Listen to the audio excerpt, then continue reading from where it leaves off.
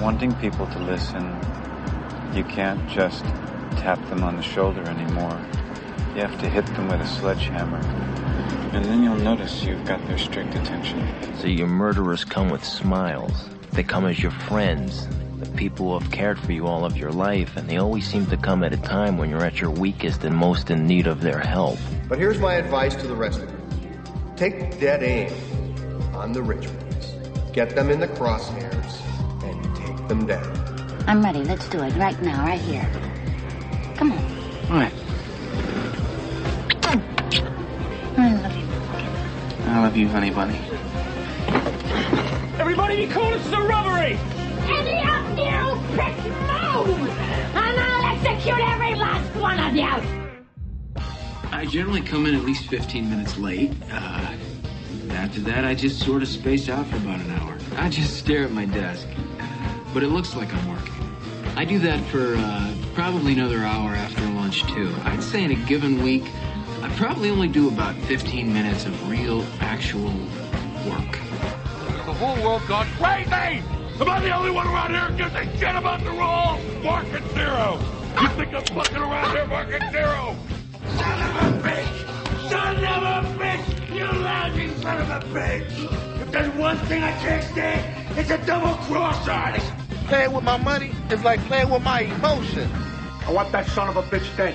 I want him dead. I want you to get this fuck where he breathes. I want him dead. I want his family dead. I want his house burnt to the ground. I want to go to the middle of the night. I want to piss on his ass. Kick this ass for a man, that's all. Kick my ass. Enjoy. Come on. I'm not asking, I'm telling with this. Kick my ass. Just say the first thing that pops into your mind. You sold me a crummy watch. I want my money back. You know what you can do with that watch? Stick it up your ass. Good. It's a mystery. It's a mystery wrapped in a riddle. It's not an enigma. Don't you get it? Fuck, man. It's still real to me, damn it.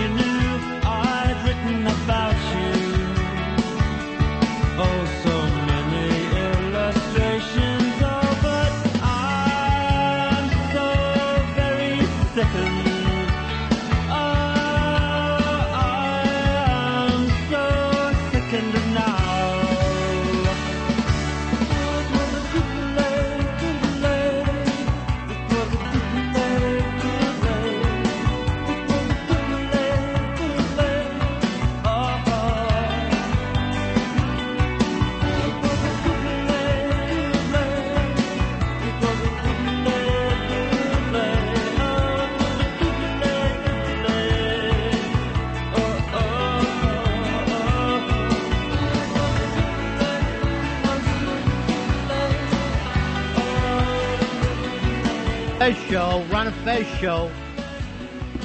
Trying to get the weight off the world off my shoulders right now. Morrissey starting us off. I'm Ron, there's Fez. Hiya, buddies. Earl, what's with the Morrissey starting us this morning? You a little depressed? Yeah, a little down. Yeah, well, is there anything you need to talk about? Or are you going to be okay? Fez, I think we used to open with funk and soul all the time. And we're getting a little more effeminate as the time goes on here. The problem is you can't tell if Black Earl is in a dark mood because he's always in black. You could never tell by his outfit or anything. He's decided to mourn life. That's where he is with it. All right, it is the Ron and Fez Show. I'm Ron. There's Fezzy Bear. Hello, buddies. And, Earl, it's not that I don't like the music, just that we may need to butch up a little bit. I'll definitely do it. Doesn't sound definite. No, it doesn't sound definite, and it seems like his feelings are a little hurt that I even brought it up at all. Here's what maybe you need a little vacation from it, Earl. No, just a You're good not going to talk to me today, are you? Just a good night's sleep. You're going to just lay on the back on me. I know you are. But why don't we do this? Friday, Death Metal Mo picks out our song, Fezzy. All right. And here's the thing, Death Metal Mo. That means you still want to have some kind of mass appeal with your song. You'll see what it takes now to try to find that song to bring people together. Not just act like, well, I'm going to play a song that's really going to piss off the squares. No, you can't take that gimmick. So the challenge is there, Death Metal Mo. Let's see if you can rise to it. Yeah. So Friday is Death Metal Mo, and let's even do it tomorrow. Let's see if he can have it in time for tomorrow. I think Death Metal Mo is up to it. Yeah. And then I need you to get some real men on the show, too, Earl. We'll have a nice big ballsy opener soon. Yeah, big ballsy opener. I try to book Jesse Ventura. Get some Henry Rollins. Somebody who's going to be in our face, making things happen around here. That's your key word from now on for the rest of the week, Earl. Bulls. Dave, I need you to check on the phone guys for me, would you? Thank you very much. And, Earl, I need you to keep an eye on that as well, right? Yes, sir. Because when I look up on the board, I like to see what we have. I see all the lines are lit, but I just got a blank board in front of me. Okay? Yes, Thank you, sir. Earl. He's got it. I don't want you to call me sir. We're friends. We're not in the military all of a sudden. But I just like the show to move along. Thanks, buddy. Will do. It's the Morrissey thing, Fez. I don't know whether you can come out of that without just sobbing to yourself and then swearing that you won't have sex with anyone. Well, it's music to look at your shoes by, is what it is. Downtrodden and dejected. There's a reason Morrissey never got laid, because no one really feels up to it after that. Was that from the album Wowzy Wowzy Woo Woo? It does feel that way sometimes. Hey, Trey, you're on the Ron and Fez show. How you doing there, Blotty? Hey, Trey. How you doing, buddy? Yeah. Hey, I'm with you, Ron, man. I can't dig that song this morning. I just wanted to run my truck into the ditch. It has that feeling. It's not that I hate it, but hold on for 1 second. I have to know that stuff before it happens, bro. That way I don't have to bring it up on the air. Thank you. Exactly. It's not that I hate the song, Trey. It's just that I feel like our Earl's falling into a rut. Yeah, I definitely miss the old heterosexual Earl. He was the old funky heterosexual Earl.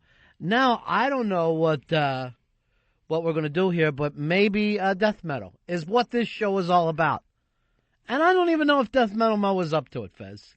Well, I think an injection of Mo can never hurt. You know, here's what you got to do. If you're in his situation, you got to say, okay, it's death metal. But don't worry, it's not going to turn you off. This is going to turn you on. Perhaps you'll listen to more death metal after this.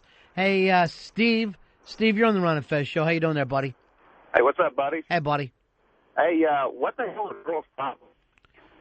I was driving down the highway when your show started. Every time I saw a semi-truck, I wanted to drive right into it. We need more Pete Funk, man. Yeah, I don't know. I don't know what's going on there. But right now, Earl's song choices have people wanting to destroy their vehicles. And you notice this too, Fez. You're not going to get a straight answer out of Earl. It's just like, yes, sir. Okay, sir. He's treating me, like I'm running Viacom or something. Like he only has to put up with me for a minute or two. You're the foreman walking through the construction site. Right, and I'm not buying that. I'm a colonel, and then when I leave, everybody's going to go back to drinking beer. Treat me like one of the guys. But be honest with me. Yeah, it's not an officers club. And, he calls me at home, and it's not yes, sir, no, sir. We sit and have conversations. For some reason on the air, he brings on a sense of formality. He would like to wear his dress uniform in here if he could. Speaking of which, yes, the weird staff that Fez and I have. So I go outside to have smoke a cigar yesterday, and it's so nice after the show. I'm like, why would I go back up into that stank building? So I call up and I say, send me down my ribs. I got some ribs sent to me from Ogre yesterday. So instead of keeping them in the frozen box, for some reason, Dave goes and puts them in a bag. In a giant shopping bag. Right, so now I'm walking around like I just went to Bloomingdale's or something. And I'm like, I go, why in a bag? I had them in a frozen thing. He goes, well, so you can carry it. I go, I'm going to take a cab home. Instead of going, oh, I fucked up or whatever, he goes, I can get a cab better than anyone in New York. Now, it's 3 o'clock in the afternoon. It's not a problem to get cabs.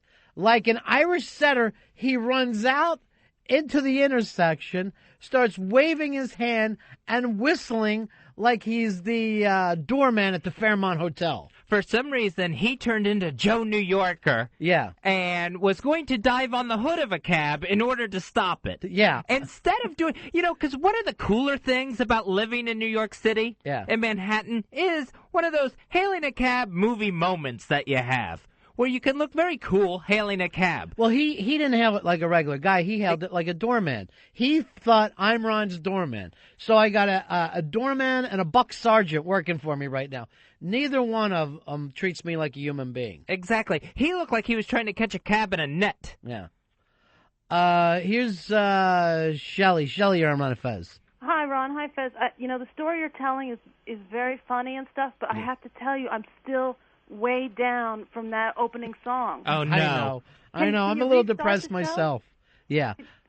Restart it with a better song. You know what? I can't trust Earl right now. Normally I would say that, but I can't trust him. We shouldn't have to spend the rest of the show lifting people's spirits back up. I know. Well, they should start there. Yeah. Maybe you do. Maybe you play some P-Funk. I'm feeling so down right now. I'm feeling like emo. All right. Thank you very much.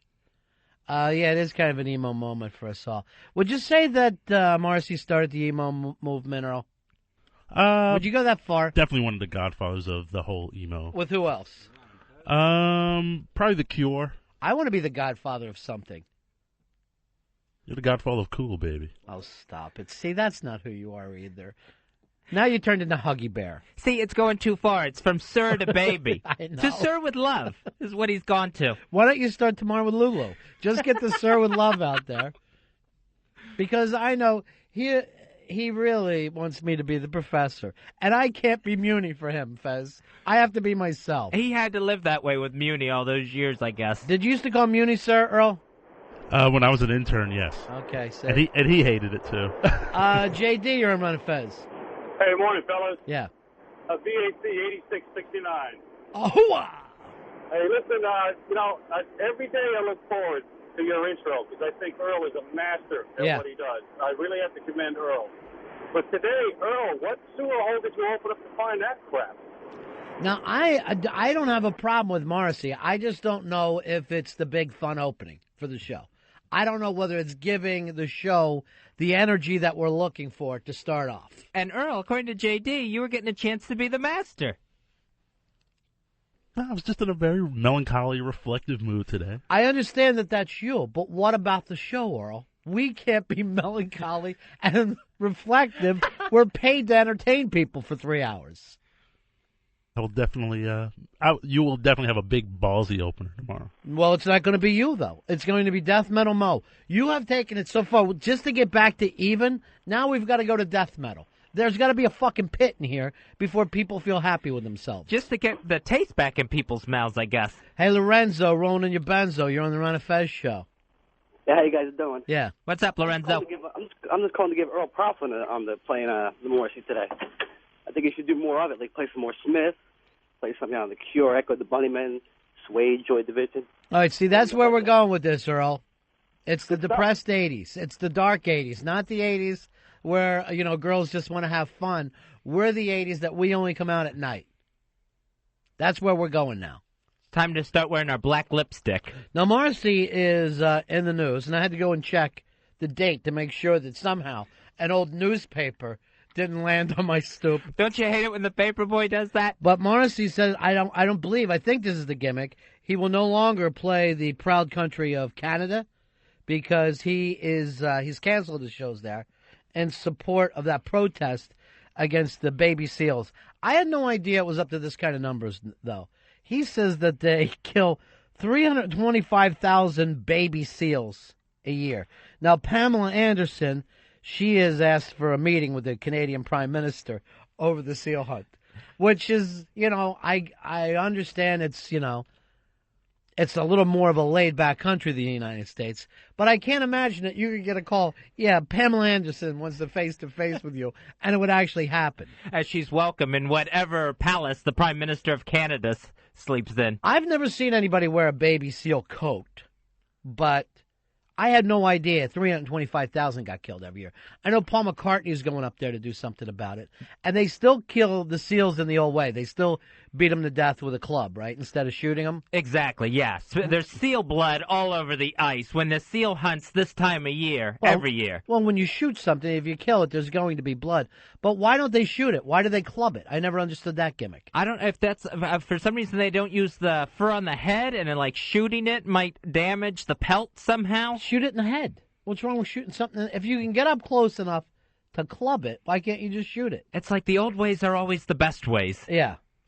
I don't know where I stand on this. Where are you on the baby seal thing, Fez? I don't think you need to club to death over 300,000 baby seals every year. It just doesn't seem like it's a necessary industry. Well, I guess you get the coat from it, right? Yeah, but now... Do you get any meat? I'm sure they get some meat. I don't know how much meat you can get off a baby seal. Fucking delicious stuff. When you really think about it, a little mashed potatoes and it's in its own gravy, it might be delicious. I think one of the big problems with this and the protest is the fact that it's babies. If it was 300,000 seals, adult seals every year, the fact that you throw baby on the front of anything makes it seem so much worse, too. See, my problem is this, Fez. I'm a meat eater. You know that. You know this about me. So I wear leather. So at what point, not that I'm wearing leather pants or anything like Jim Morrison, but I have a belt on right now. At what point do you say to yourself, this animal good, that animal not good? To me, it's, you're saying I have nothing at baby seals, but I'm sure you eat cow. Sure, yes. So what's the difference? It's the pictures of those baby seals. It's like the baby part. It's the baby part. At what age do you need them to be before you'll eat them? A year old. Well, what about eggs? People eat eggs, and they don't even make that. Eggs are cute. How old are the baby seals? I think they're a year. I don't think they're just, infants. I think they're between 3 and 6 months old. Yeah. I think it's something like that. When that fur is at its softest before it starts getting into that more coarser adult seal fur. See, that's the thing. I don't want adult seal. I need a nice, soft baby seal. If anybody knows about this stuff, 866-RON-0-FEZ, 866-RON-0-FEZ. And Earl, this is my problem. Now you've got Fez being some kind of a seal hugger because the Morrissey has put him in such a relaxed mood, in such a laid-back mood. You'll get a nice blast of testosterone end of the week. I know, buddy. I know that. Here is John. John, you're on Ron and Fez. Can't go with the bit after all this time. Hey, pal. I was just wondering why Paul McCartney's getting involved. Are they landmining these seals somehow? Or? No, he is a big vegan, right, Fez? He's always been a vegan? Yeah, he's vegan all the way. He's against leather, any sort of animal product. Yeah. Oh, okay. Then he probably wouldn't be interested in my new idea. Ronnie, you might. Baby seal sausage. To me, it sounds delicious. And Better than the chevrolet, yeah. The thing is, I would definitely try it. See it. Yeah. I eat lamb sausage, Fez, and I fucking love it. So what are you saying? A lamb isn't cute? Yeah, they are. A lamb is cute, but it just seems like bashing three. Is it necessary to have that many where we couldn't just start weaning off of killing seals? How many cattle do you think die every year, and how do you think they die? Like a fucking that stun gun to the back of the head. And they're just one after another on a conveyor belt. I think your problem is more this, Fez. If something makes the news, then it kind of turns your stomach. If it was, and let's face it, most of the time, you don't care about baby seals. You don't sit up at night, oh, what about those baby seals? It's in the news today, so now you're going, oh, I see. Now I'm on the side of it. It starts to pull at my heartstrings there. Yeah. It gets to you. It really does when I see those pictures of those seal faces with their giant black eyes. But is it the marketing that gets to you or the idea? That's what you got to ask yourself. Hey, Rick, you're on the Ron and Fez show. Hey, how's it going, guys? Hey, buddy. Yeah, buddy. Hey, why don't they just use like a nail gun? You know, a ramset nail gun that works on a 22 caliber cartridge. You just walk up and tink like doing a deck. All right, Fez, would you feel better about that? Would you go out and carry a sign that says, why not kill baby seals with nail guns? If it was painless, I would be in favor of nail guns instead of head bashing. But I can't see where a nail gun's going to be any less painless. So your only problem is not that they're killing baby seals, but you'd like to see them without any pain. I would like to see them without any pain, and I would like to see us eventually get to killing no baby seals. I know because they're going to throw up their economy at us if we say quit killing baby seals. But why? What is your thing about easing out of baby seals? Obviously, you don't need any kind of fur to this day.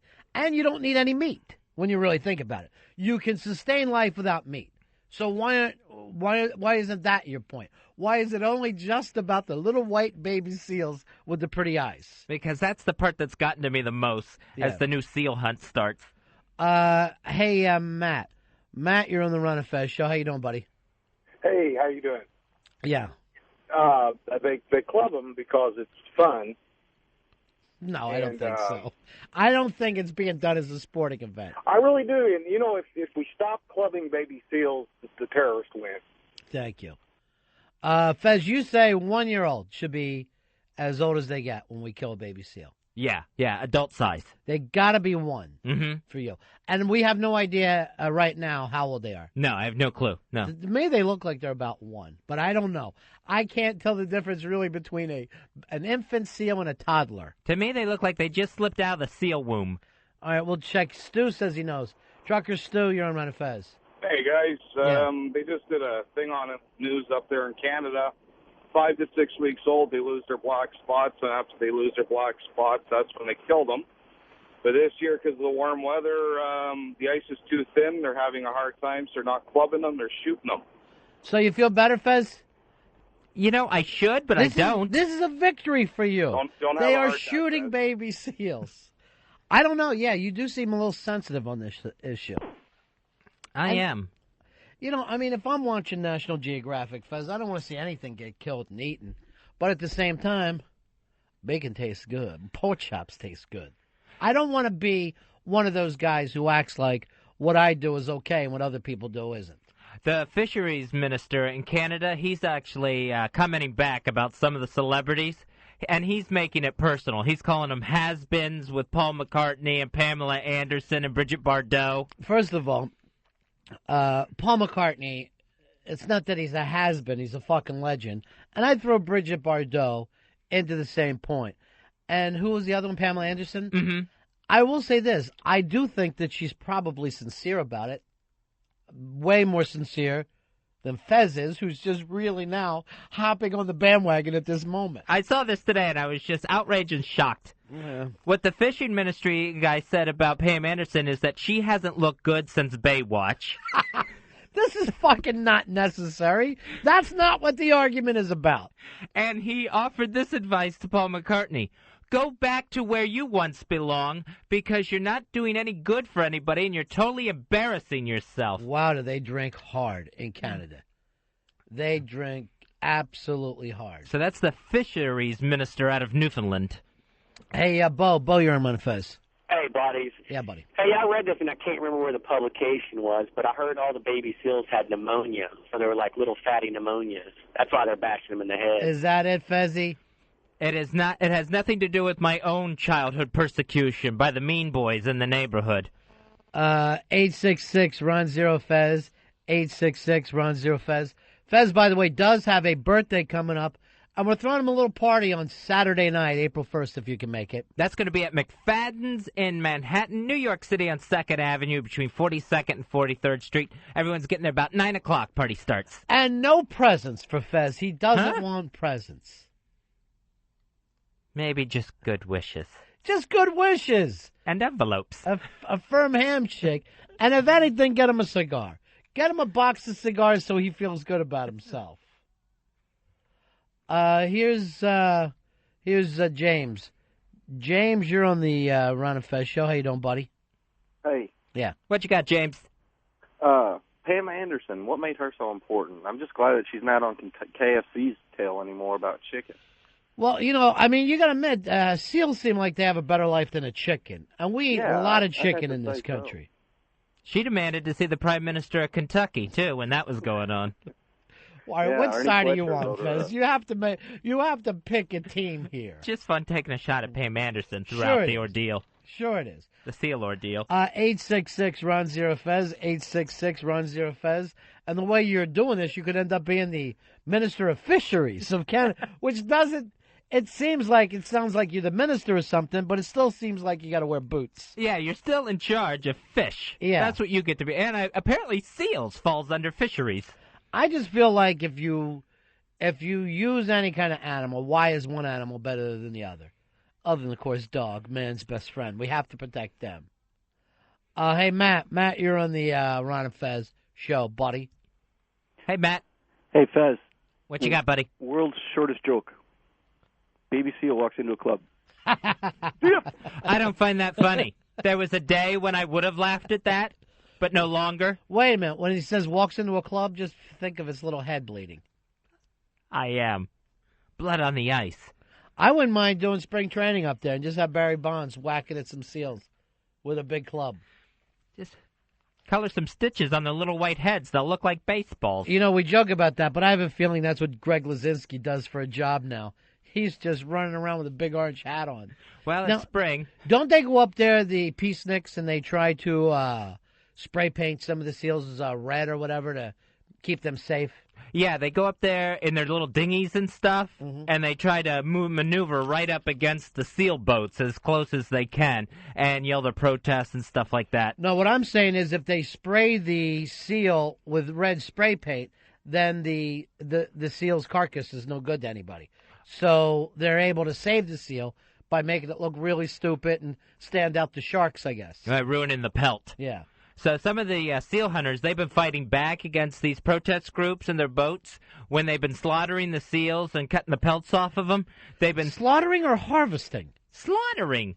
They've been throwing the seal guts at the protesters once they take the pelt off. Well, I mean, here's the problem with that, Fez, and I know that you're a Greenpeace or whatever, but now you're endangering human lives. When you start to get your boat in the way of something, you don't want to sink a boat and everybody falls into that icy water. If I have to play the record of the Edmund Fitzgerald for you, we'll really have a depressing show. Please don't. Yeah. Tony, you're on the Ron and Fez show. How you doing, buddy? Hey. Yeah. The reason why they use the club, two reasons. One, because the pelt can get damaged by the bullet. And two, that's the most cost-effective way to take the seal out. So that's basically why they use it. And that's it. All right, so really that's what it's all about, Fez. Coming down to price. A club is cheaper than guns and bullets. It's cheaper, and also you'll take better care of the pelt. But not to attack seals, because I don't hate them more than I do any other animal. But it's not like they do anything for us. If a child was drowning in the water, a seal wouldn't go save him like a dolphin was. That's why we love dolphins. A dolphin will help you if it can. The seal should have our unconditional love. They shouldn't have to earn it. Here's what happened, though. Like, they say we all came out of the ocean, right? Right. Then a seal was like a dog that fucking went back in. Why would you go back in? That's what I don't understand. That's where the fish are. They're fish-eating sons of bitches. You won't see a dog eating fish. So the dog stays out. They just roll around on it. Dursey, you're on Ron and Fez. How are you? Dursey. Hello. Yeah, how are you, buddy? Good. The reason they kill the seals is because there's so many, they just devastate the fisheries in Newfoundland. So we've got to pull some of the seals back, you're saying? They have to, they have to be killed. They destroy the nets, and they just eat 200-300 pounds of fish every day. See, that's too much, Fuzzy. By you saving the seal, you're killing 300 pounds of fish a day. Yeah. And I'm a fish lover. I find them delicious. See, I was surprised to find out it was that many baby seals getting killed every year. I thought they were sort of like almost an endangered species. No, there's too many of them. There's too many of them. Yeah. All right, so thanks. You're up there in Canada, Darcy? Yeah, I'm in New Brunswick. Where are most Canadians on this issue? Is it like everywhere else?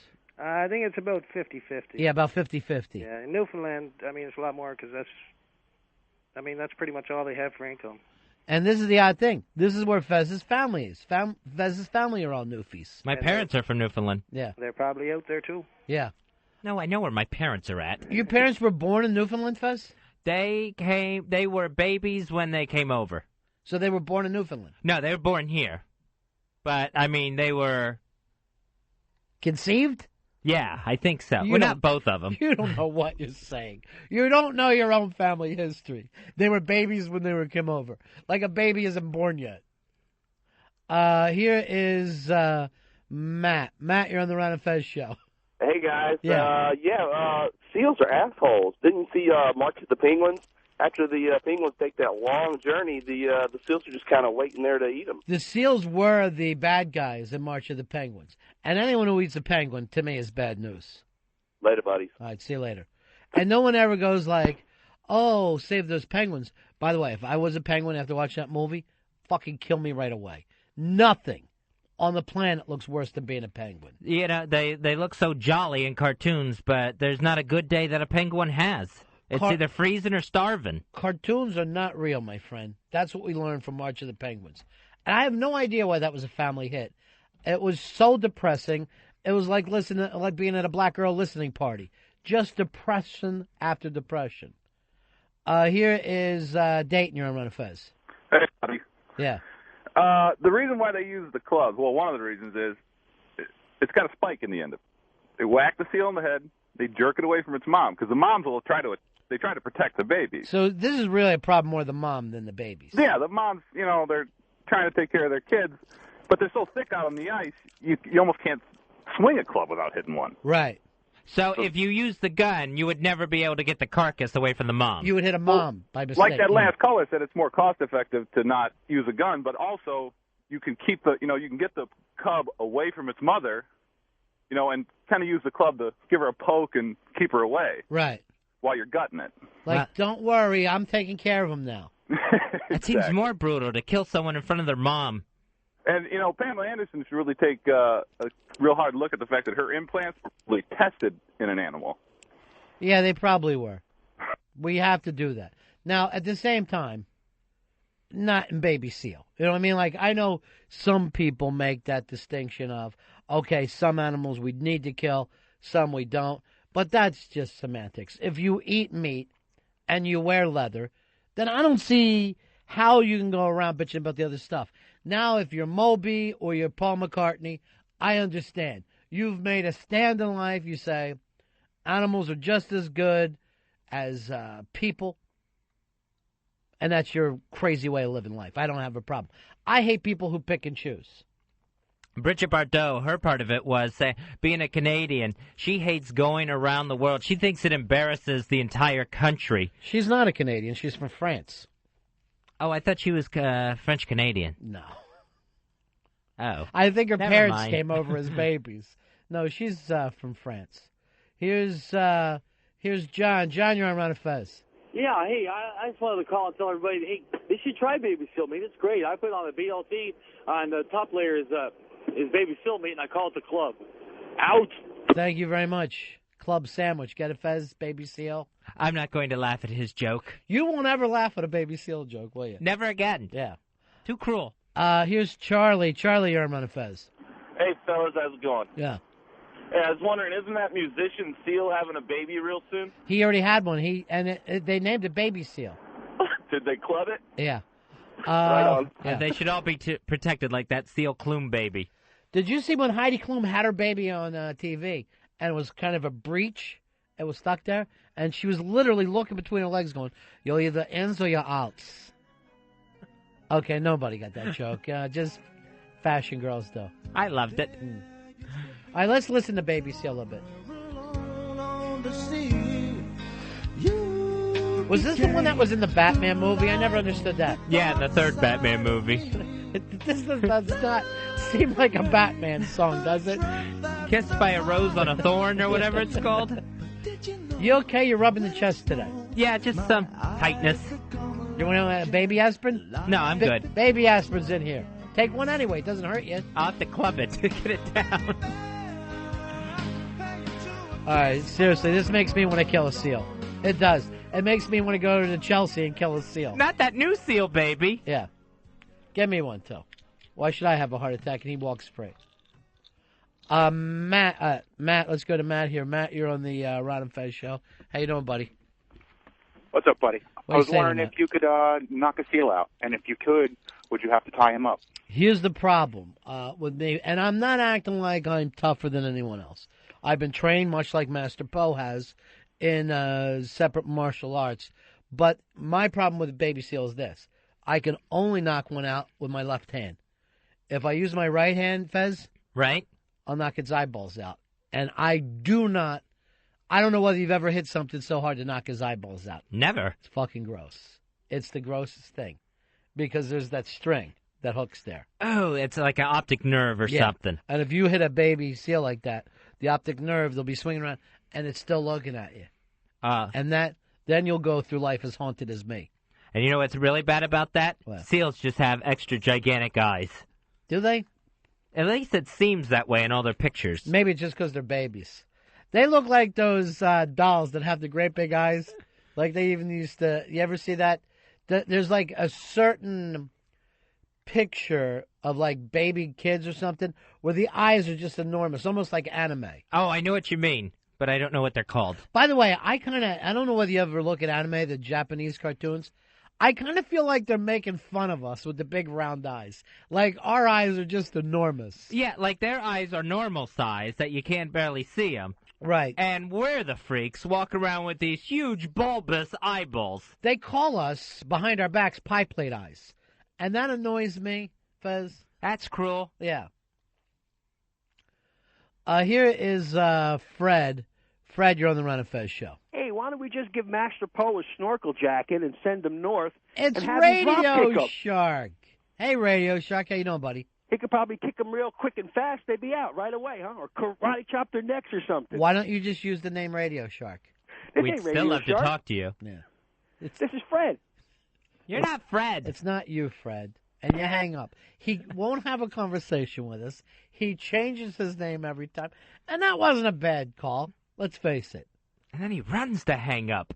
At least he wasn't talking to a damn harmonica. John, you're on Ron and Fez. Yeah, how you doing, Ronnie? Yeah. Listen, I consider this like playing a giant game of whack-a-mole. Fez, why can't you enjoy the fact that we kill animals? What bothers you about that? I think it's when I hear that their heads are getting crushed. That bothers me. The fact that they're babies bothers me. And they're just really damn cute. That is a weakness. I don't understand it, though. I mean, I know there's cute. I mean, there's, you ever like seeing a field of wheat? Yeah, but you're not going to cry when you're drinking a beer. And those things are alive. They know they're alive. Everything wants to be alive on the planet. Yeah, but a seal's going to feel its head being And wheat lopped doesn't? off. No. Sure it does. Wheat It's got a doesn't life. know. It's got a life force like anything else. Everything has a life force about it. Here's Russ. Russ, you're on Ron and Fez. Hey, Ronnie. Yeah. Hey, I wonder if Fezzy would feel better if an anesthesiologist walked around in the killing fields giving them a shot like these people on death row are wanting to have. So, well, it's not that they want to have it. They'd rather stay alive. Yeah. Hey, Ron. Shot, please. The whole thing about killing something humanely, if it gets killed by a human, I believe it's been killed humanely. Unless a wolf tears it apart. I mean, compare that shot to the head with anything that could happen out there in the wild, Fez. And that's still the best death that the seal could hope for. Maybe not at 5 weeks. What else you got for me, Russ? Hey, I got a question. Is the East Side Dave broke Lent yet? East Side, have you broke the Lent, or are you still sticking with it? Still sticking with it, yeah. But Really? I'm suffering, yeah. But I was coughing up blood last night. Were you really? Yeah, serious. I'm going to see a doctor today. He's really been in bad shape. And he has what I call in this business, Fez, lost his smile. The bloom is off the rose. He's no longer happy about himself. That's never a good scene whatsoever. I don't think so. I'm really enjoying today quite a bit. And I noticed this. He doesn't return my emails. If I send an email to Fez, I get an answer. I send an email to Earl, I get an answer. I sent you the emails right back, right in the first thing in the morning. That's as soon as I get up, 8:30 in the morning. I get you. You're the first. Did person I write back to you yesterday? You don't return my emails. Yeah, but I always return them at 8:30 in the morning, or like 8 o'clock in the morning. That would be the one to return, the one that says you don't return emails. I will say this, with Don Wicklund, there becomes a thing of, yes, I got your email, I got your... Me and him sent back so many emails, I'm going, at what point can we finally stop? With you, on the other hand, I have no idea whether you got them. Okay, no, I honestly just, like, if you say, get this audio, I don't always, like, return the email because I'm just going to get the audio. You know, yes, but then I want to get a thing that says, yes, Ron, I got it. Will do from now on. Yeah, or I got your message, is all you got to say. I will do from now on. I don't mean that you got to write me letters, but I know that you get one of my emails, you go, hey, fuck you. You roll back over and you go to sleep. I swear to God. Maybe you don't say fuck you, but the intention is there. No, I swear to you, last night, I'm seeing a doctor at 4:30 because... About your email problem? No, because I'm in such bad shape that I think I do have ulcers, and I couldn't... You know, the last person who pulled this was Harry T. He started working for us. A month in, he starts going to the doctor every day. He has rashes. He has stomach problems. I have antibiotics to What do you have? I have antibiotics to prove it to you. Antibiotics, Fez. I have in my pocket if you want to. I know that you're going to the doctor. Yeah. But I'm saying is, why get sick? Because you're working? No. It's something I kind of believe. I drank a lot of Astoria Queen's water, and I think I did. I don't have a Brita or something. New York City is the best water in the world, my friend. Ask anybody. Mark, you're on Ron and Fez. Hey, what's up, buddy? Hey, buddy. I just wanted to talk about the seal thing. I mean, we're on the top of the food chain. We got to stay strong. If we look like pussies, we might have animals coming after us. That's a really good point there, Fez. That clubbing our asses in the head. If you do not protect your slot at top of the food chain. I don't think we need to worry about the big seal revolt of 06. Not now. But it'll happen. Sooner or later it'll happen. But you understand that we can't have them destroy the fisheries, right? We agree on that. I agree, yes. Yeah. So we got to do something with them, right? Right. Why not use their pelts? Why not make their life a little more useful instead of just killing them and leaving them out there? Yeah, but bashing their heads? So your only problem is the way they die. Yeah, that's the biggest problem. So if they I went wish out, there was a way not to have to kill them at all. What about drop a bomb on them? No, because then you're going to hurt the entire environment. So you want everything to be perfect. It's not. Men have to go out and fix things, Fezzy, so that women like yourself can sit at home and have the things that you love. That's all. Here's Chris. Chris, you're on Ron and Fez. Why don't they get the SEALs some little helmets? That way they'll be safe. Why don't you do that, Fez? Why don't you fly up there? And why aren't you up there if you really care? I just found out about this. Why aren't you up there with Paul McCartney and that whole gang? Morrissey's thing is, hey, I'm just not going to go there and play concerts. Maybe you can do that. You and your band don't go there anymore. I will not be appearing in Canada until the vicious seal hunt stops. Here is Bluesman. You're on Ron and Fez. Yeah, what you were looking for was precious moments. That's those little ones with the big eyes. Those dolls with the big eyes. And figurines. And I mean, mind you, if that's one thing that I want to take a spike club to, it's those things. Those are irritating. They weird me out, and I don't. This is a problem I have. I hate a collector. I hate somebody who collects things and then later tries to show them to me.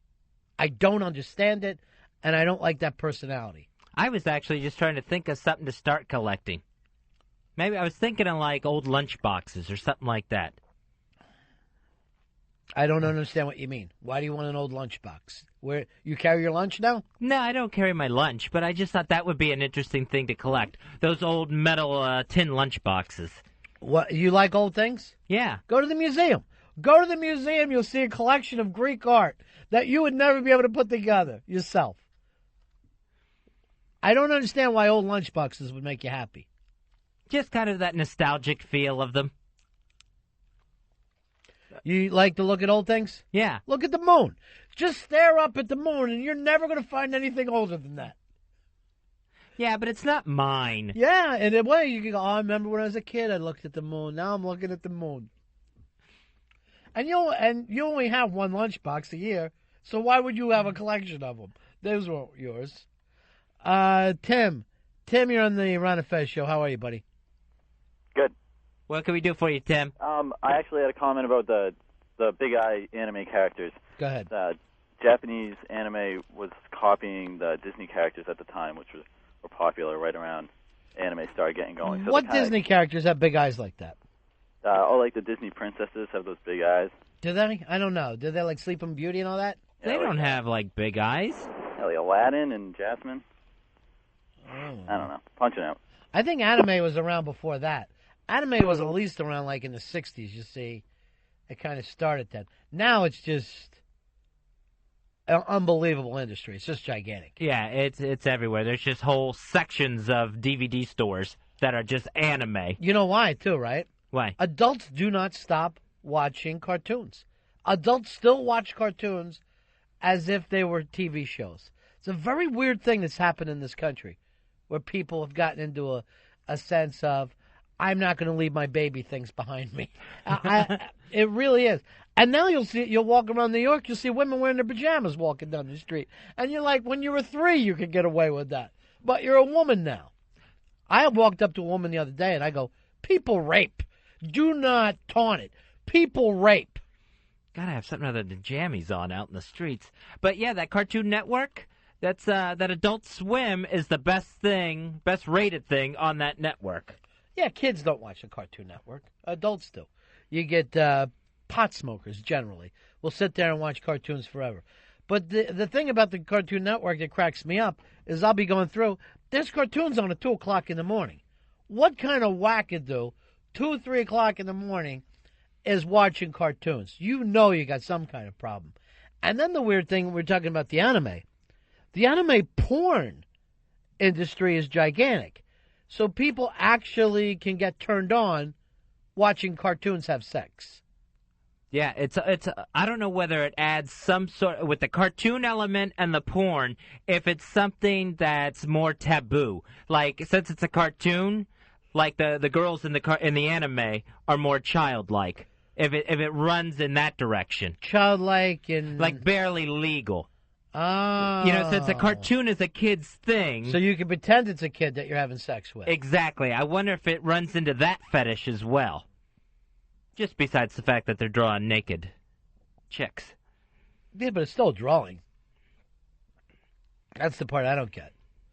Hey, Richie, you're on Ron and Fez. Did I hear you say that Eastside Dave is sick? I can't hear you, Rich. Let me go to Jeremy. Jeremy, you're on Ron and Fez. How you doing, buddy? Hey, Jeremy. Yeah, can you guys get that faggot out there? He sounded drunk. Well, he's my partner, and I'm not leaving him. I'm not talking about Fez. Oh! He sounded like a mumbling, stuttering, drunk idiot. All right, wouldn't you assume if you said that I would think that it was Fez? Yes, Never. I'm sorry, Fez. Yeah, those things can happen. I'm sorry, Fez. All right, Fez, you got a birthday coming up, and we're throwing a party for you Saturday night, right? Saturday night at McFadden's on 2nd Avenue. And from what I understand, you're going to have a young lady with you. Really? The year of Fez dating starts. It does? Yeah. I don't remember signing off on this. Here is John. John, you're on the Ron and Fez show. How are you, buddy? Hey, how you doing, Ron? Yeah. I'd like to talk about the animated porn. Yeah. Go ahead and talk about it. Yeah, I think it sucks. I don't know how someone can get off to watching animated porn. Well, you've come up with a hell of a point, sir. I thank you for your point of view. It's Very, very interesting. It'll be hard to debate that one. Yeah, it's tough. It sucks. Dan, you're on Ron and Fez. Hey, what's up, buddy? Yeah. I was just calling about that animated porn. I think it's great. It's the only time you can see a chick get fucked with 10 dicks by one guy. So that's what turns you on about it, the fact that it's surrealistic. It goes on past what could happen in realism. Yeah, it's almost like a slight demonic tone to it. And that is not the only time that you can see that sexual act take place. Fez, does your sister still have that website? It was shut down, Ronnie. Okay. Thank you for asking, though. So you like to see it go to a whole new level? Yeah, it's something you never get to see in real life. Yeah. All right, thank you very much. Here is, let's go to Pickles. Pickles, you're on the Ron and Fez show. Hey, buddies. Yeah, buddy. Hey, they tried to pass something through the legislature about animated kiddie porn, like a lot of that Japanese hentai. I think it's called hentai. Right. And, they tried to pass something through the legislature last year to make it illegal, but they said that it fell under the First Amendment clause since it was technically you're drawing kids and kid touchers. It's not actually really happening. So I had no idea it all leaned into the kid touching thing until Fez told me that. I had no idea. Oh, yeah. That the girl seemed younger. It's the last realm of pedophiles, my friend. Because I thought a lot of it was more S&M based. And Yeah, all there I is a see is lot the of ads S&M that based. pop up. I saw one the other day, not the other day. I saw one time that where it was some sort of massive plant had like vines that were fucking these barely legal girls, and at first they were objecting to it, but after a while they started enjoying it, and it kind of made my stomach turn. Yeah, I don't understand the thing of, because a lot of it is like robot sex, and he goes, some kind of weird plant, and I don't get the gimmick to that either, but Yeah, where exactly again, is it's the not whole- real. Yeah, You know where, what I mean? Where exactly is the whole plant sex demographic? I've never seen that. Yeah. We'll have to check into that one. I'll get Eastside Dave to do a story on this and look into it. And you don't have to do it now, Dave, but you could be like this is 60 Minutes or that sports show with Brian Gumbel, and you could be the guy that brings that in, and we'll ask you questions like, what exactly is happening right now with the animated porn? And then you can tell us at the end of the story. All the new trends and everything. And Yeah. why someone does get turned on by a transformer doing somebody. But do you think, to me it seems harmless. First sight, it's just fantasy, and it isn't really kids or plants or robots or anything else.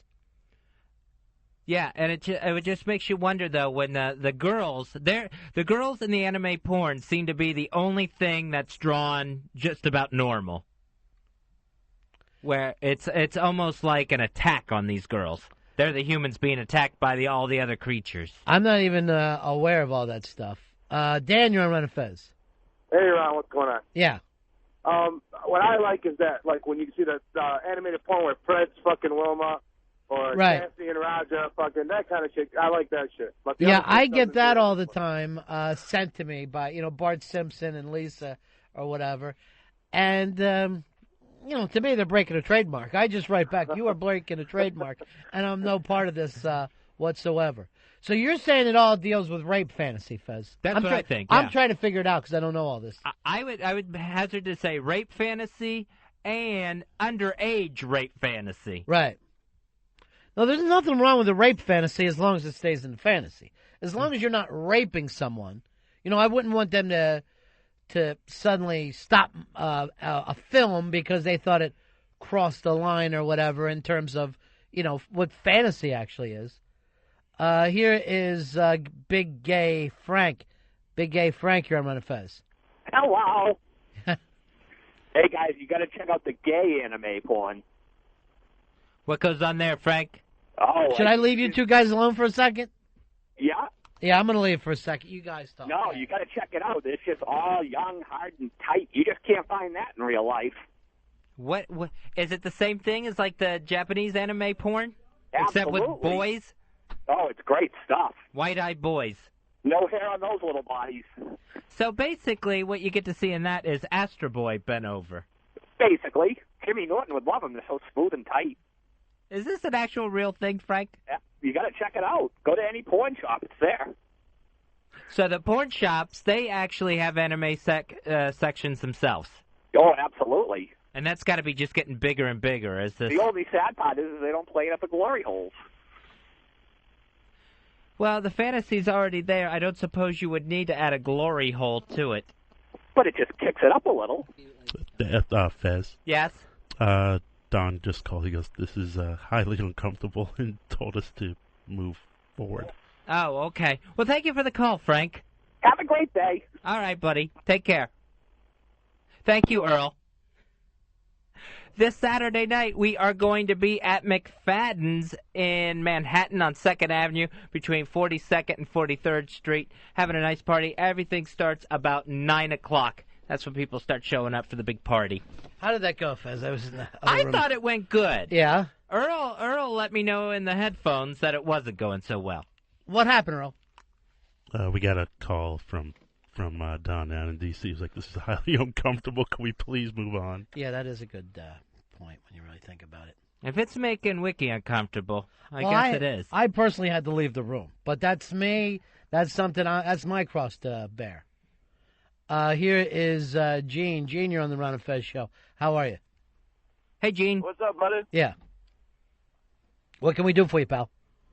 Yeah, I just wanted to say I'm in the porn shop right now. Yeah. And this anime porn, it's getting crazy. There's like 4 or 5 shelves with this shit on it. I noticed that when you walk into a DVD place now, there is so much of it, and I would not know how to go pick out some anime porn and go over and pay for it and leave there and feel good about myself. No, it's for these little computer nerds who don't feel fucking comfortable with the real vagina on the TV. They want to see fucking little cartoons.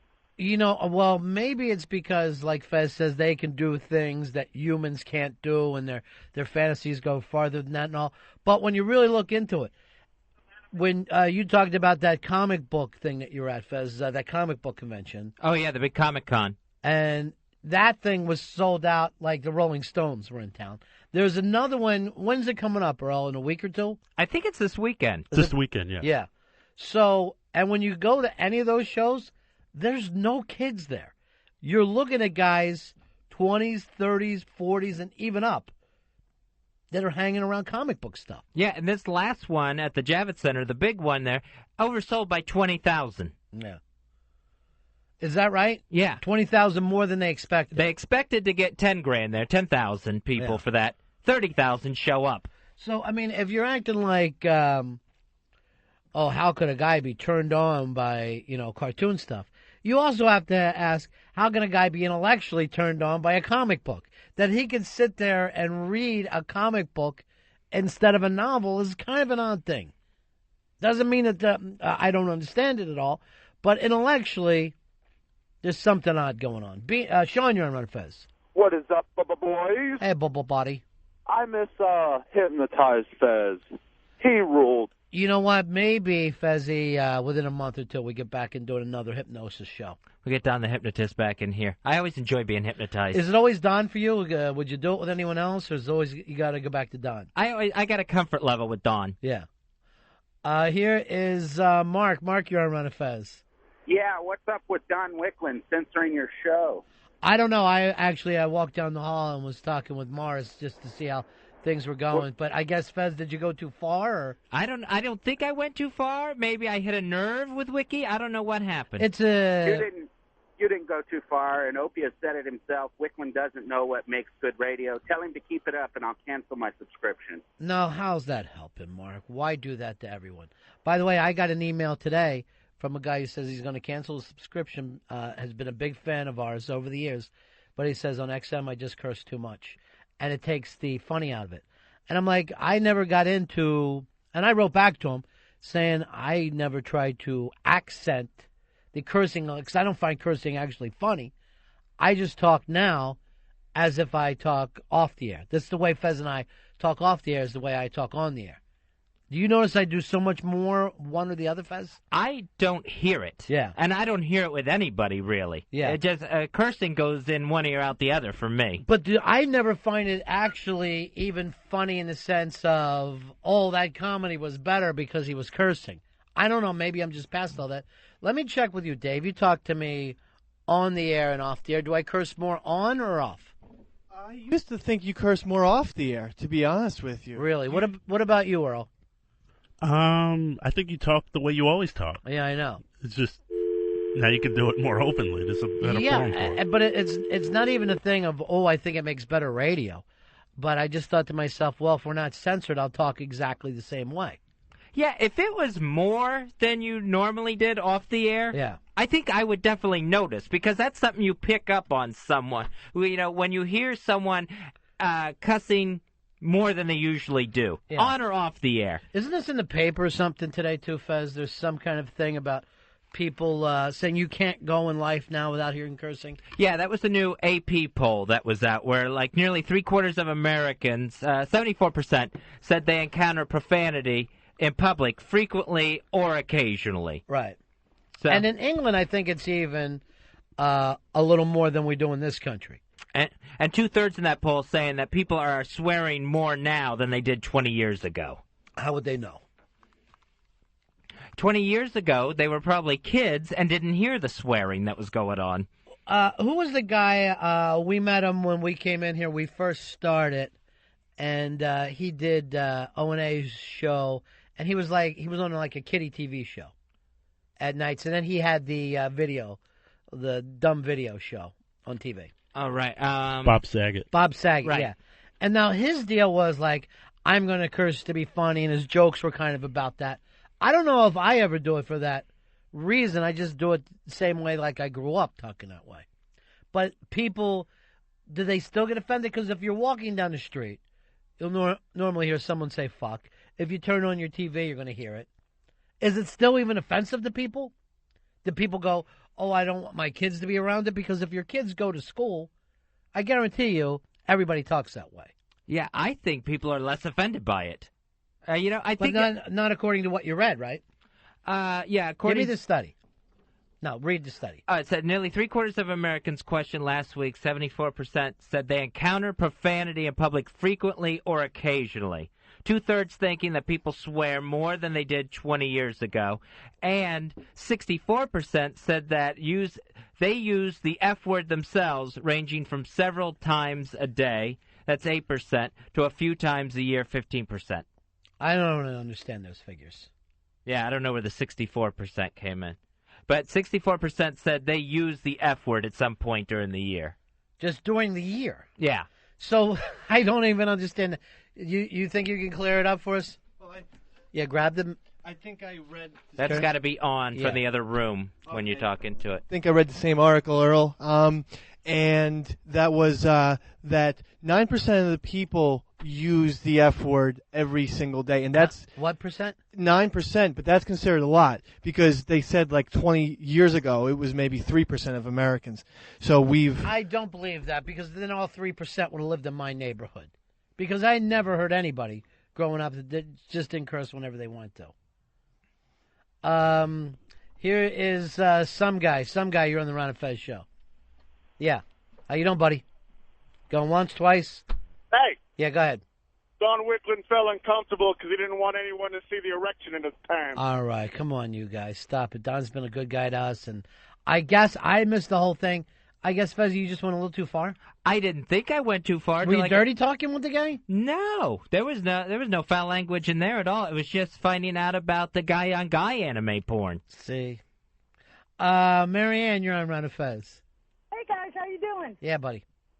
I got to tell you about this Don Wicklund thing. I feel that it was absolutely censorship what he did. I'm not really sure why he did it, but as a listener to both O&A and you guys, I've had to turn off O&A a million times. I've been so offended, but I've never once had to turn off your show, and there was not a curse word used. There was not any reference to genitalia. You know what? I mean, let me just defend Don there. He hired the Ron and Fez show, and then I walked down the hall. So I don't think it's so much of a Fezzy thing, but, I can't go walking out during the show. I got uncomfortable. I thought I was still learning stuff from Steve the caller. But, Fez, when you walked out that time on Mikey D, I did not use that opportunity to start talking about gay sex and man-on-man cartoon action. I tried to stay professional. So you should have caught my flank there. Here is Jerry. Jerry, you're on the Ron and Fez show. Yeah, hearing you was talking about Bob Saget a while ago. Yeah. Hearing Bob Saget say the word fuck like he did on Rodney Dangerfield's roast is like hearing June Cleaver tell Ward, don't worry about the beaver, stick it in my ass. So your point was because Saget has done family-friendly shows, it kind of makes it a little exciting, right? Yeah, I mean, it's because I know as a stand-up, as a stand-up before he got that show, he used to work pretty blue, and no one made a big deal out of it because, 90% of stand-ups work somewhat blue. Greg, you're on Ron and Fez. Hey, Ron. Hey, guys. I just wanted to point out, you mentioned Bob Saget a little while ago. Yeah. And he was a filthy motherfucker before he got on that show. That was just the one time in his life that he got any publicity for anything that he did. So. Oh, you mean the Full House. Yeah. And, that was just a kind of a job for him, and he played it because that was the character that was played. Just like if a guy, plays a killer, doesn't mean that that's who he is, or doesn't mean that he thinks that. You know what I mean? Like, if you look at somebody like some people that you think, well, he must be real right-wing, like Mel Gibson, who would play that guy. Now all of a sudden it feels like he's way more left-wing with his politics. Or Clint Eastwood, everybody would, most of the left-wing was mad about him when he played the Dirty Harry Vigilante thing. Now in his old age, it seems like he's way more liberal. So, don't always define everybody, but what their role has to be, Here is John. John, you're on Ron and Fez. Hey, buddy. Hey, guys, how are you? Good. I mean, it's the swearing's kind of like farting. I don't mind at all when I do it, but when somebody else does it, it's pretty offensive. Yeah, you know what? I think there's some point to that, too. It's like if you're at a ball game. Right. And you hear people saying fuck. Sometimes, like, if you're with your chick or something, it makes you put your macho on a little bit, like, what the hell's going on here? Yeah, I mean, and at times it does sound like the person's an asshole if right. he's doing it. But, the same token, when you're doing it, you don't think twice about it. It's like, so what?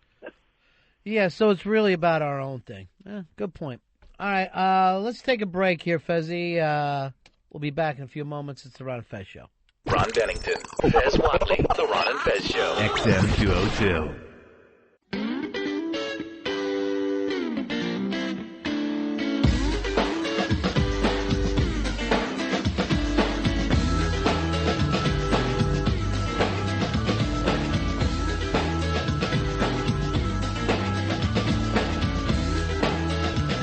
Yeah, it's the Ron and Fez Show. Having a party this Saturday night to celebrate Fez's birthday. Looking forward to it at McFadden, 2nd Avenue, New York City. Now, our friend Ogre told me that he couldn't make the party, but he did send us some ribs yesterday. He has got the best joint that he's opening up. Ogre's got great barbecue, Junction BBQ. That's the website, too, junctionbbq.com, or you can give him a call, 1-800-753-6946. Yeah, and if you want, he can ship you food anywhere in the country. Or the world, for that matter. Yeah, I'm talking to you, John, in Belfast. You could really be eating down-home BBQ over there in Belfast. Just contact Ogre, junctionbbq.com. I would not mind at all. If I was, I'd be walking around the streets of Belfast just eating a big rib, enjoying myself. What happened there? Something with the mics, Fest?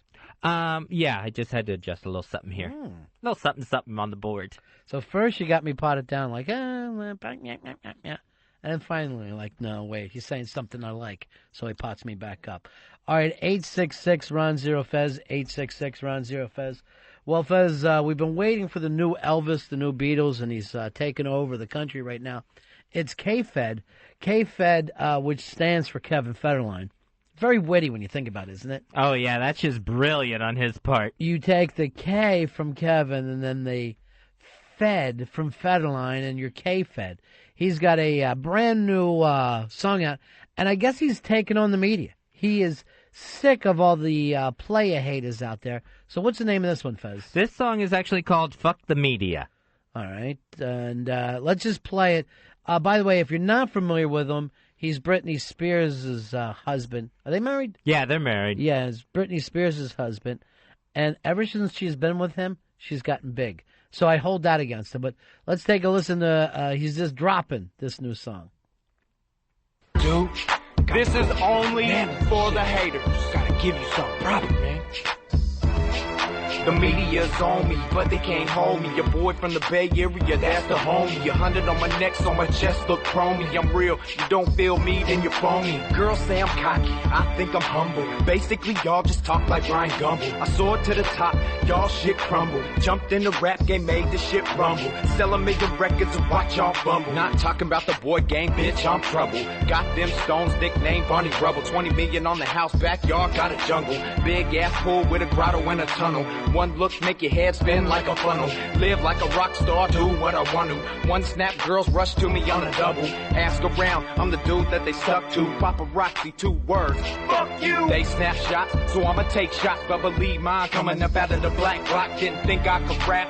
Bitch, take that. Crazy ass white boy Fresno on my back like that, yeah.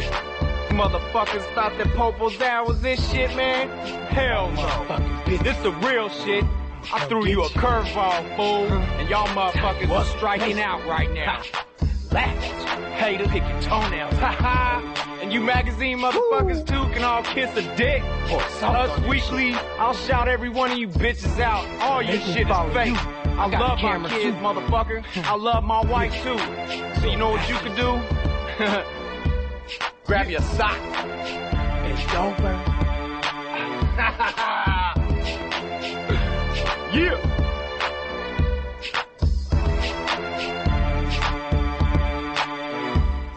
Fuck the media. Oh, I love it. I got to tell you right now, the fact that he was joking before with the first song, and now this is the real shit. We weren't ready. We're striking out. We're striking out because we thought Popo Zizio was the real shit from the beginning. Oh, we were all fooled. Yeah. So Kevin Federline, Fuck the Media is the name of that track. And aptly put, I'm talking to you, Us Weekly. He's calling down Us Weekly. And then here's my only problem. He's bragging about his grotto and he's living like a rock star. No, your wife is living like a rock star. You're living like somebody who's sleeping with a rock star. Yeah, any of those tabloids that you're so pissed about, if Britney Spears dumped you tomorrow, you would not see them ever again. He would not have to worry about anybody following him? There would be nobody tailing him. Hey, Earl, what was that playing in the background? Was that Michael Jackson? What was the music? That was like the hook from She Blinded Me with Science. No, I knew it was.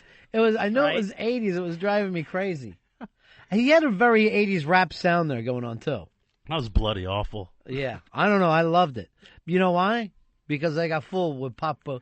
He's now going, you thought that last song was my real song? You're crazy. I like the fact that Brant Gumbel got dragged into it just so he could rhyme something with Rumble. And humble, because he's humble. Rob, you're on Ron and Fez. Hey, buddies, what's up? Yeah. Yeah, Ronnie, come on. That wasn't real. That wasn't him. That was definitely him. Where's this from, Earl? It's on his MySpace page. That's the only place you can get it. I wonder why. I can't imagine it being released anywhere.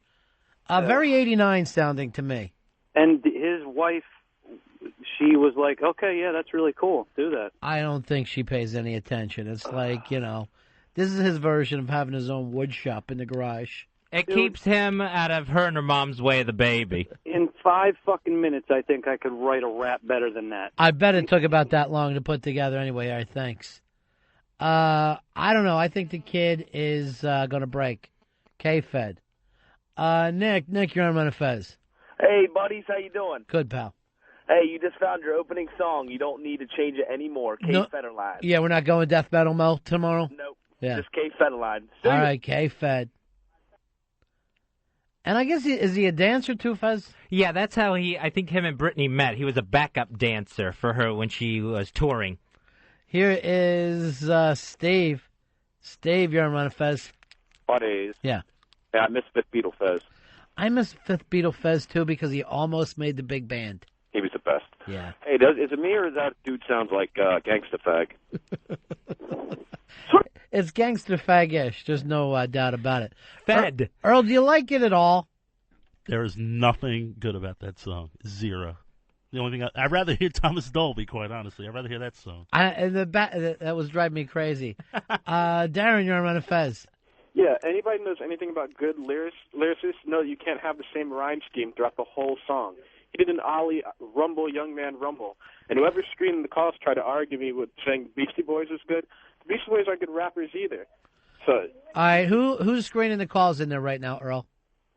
That's me. Pitsy? It's Danny. Oh, Danny. You, Danny can go suck one because he doesn't know anything about hip-hop. Bro, the Beastie Boys keep the same... Dude, look at some of their biggest hits. So, Danny, you're a big K-Feds fan then? No, not really. He's really not my style. But when you're going to argue the point that you can't have the same rhyme scheme throughout a whole song, just look how many Beastie Boys songs do it and get away with it, and they sell like crazy. Rappers, Jay-Z, Nas, any of the real big timers, they don't go more than 4 bars. Okay, because Beastie Boys aren't real big timers, right? What did you say? All right, give us, Darren, I want you to stay on. Give us a Beastie Boys song that's going to prove your point, Danny.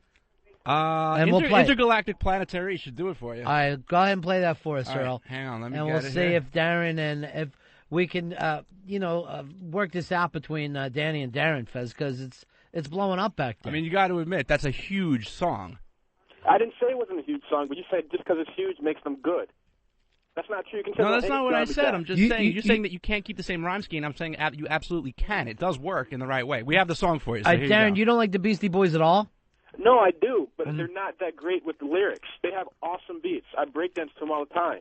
But as far as rhymes goes, the reason Beastie Boys are relevant is because they're the white group that introduced the style. Much like everything black people have created. I'm not a racist. I'm just saying that's the truth. Yeah, but you wouldn't be able to hang around as long as they had if they didn't have something. You know what I mean? Like look at Vanilla Ice. Look at the demographic. What's their demographic? The demographic is all over right now.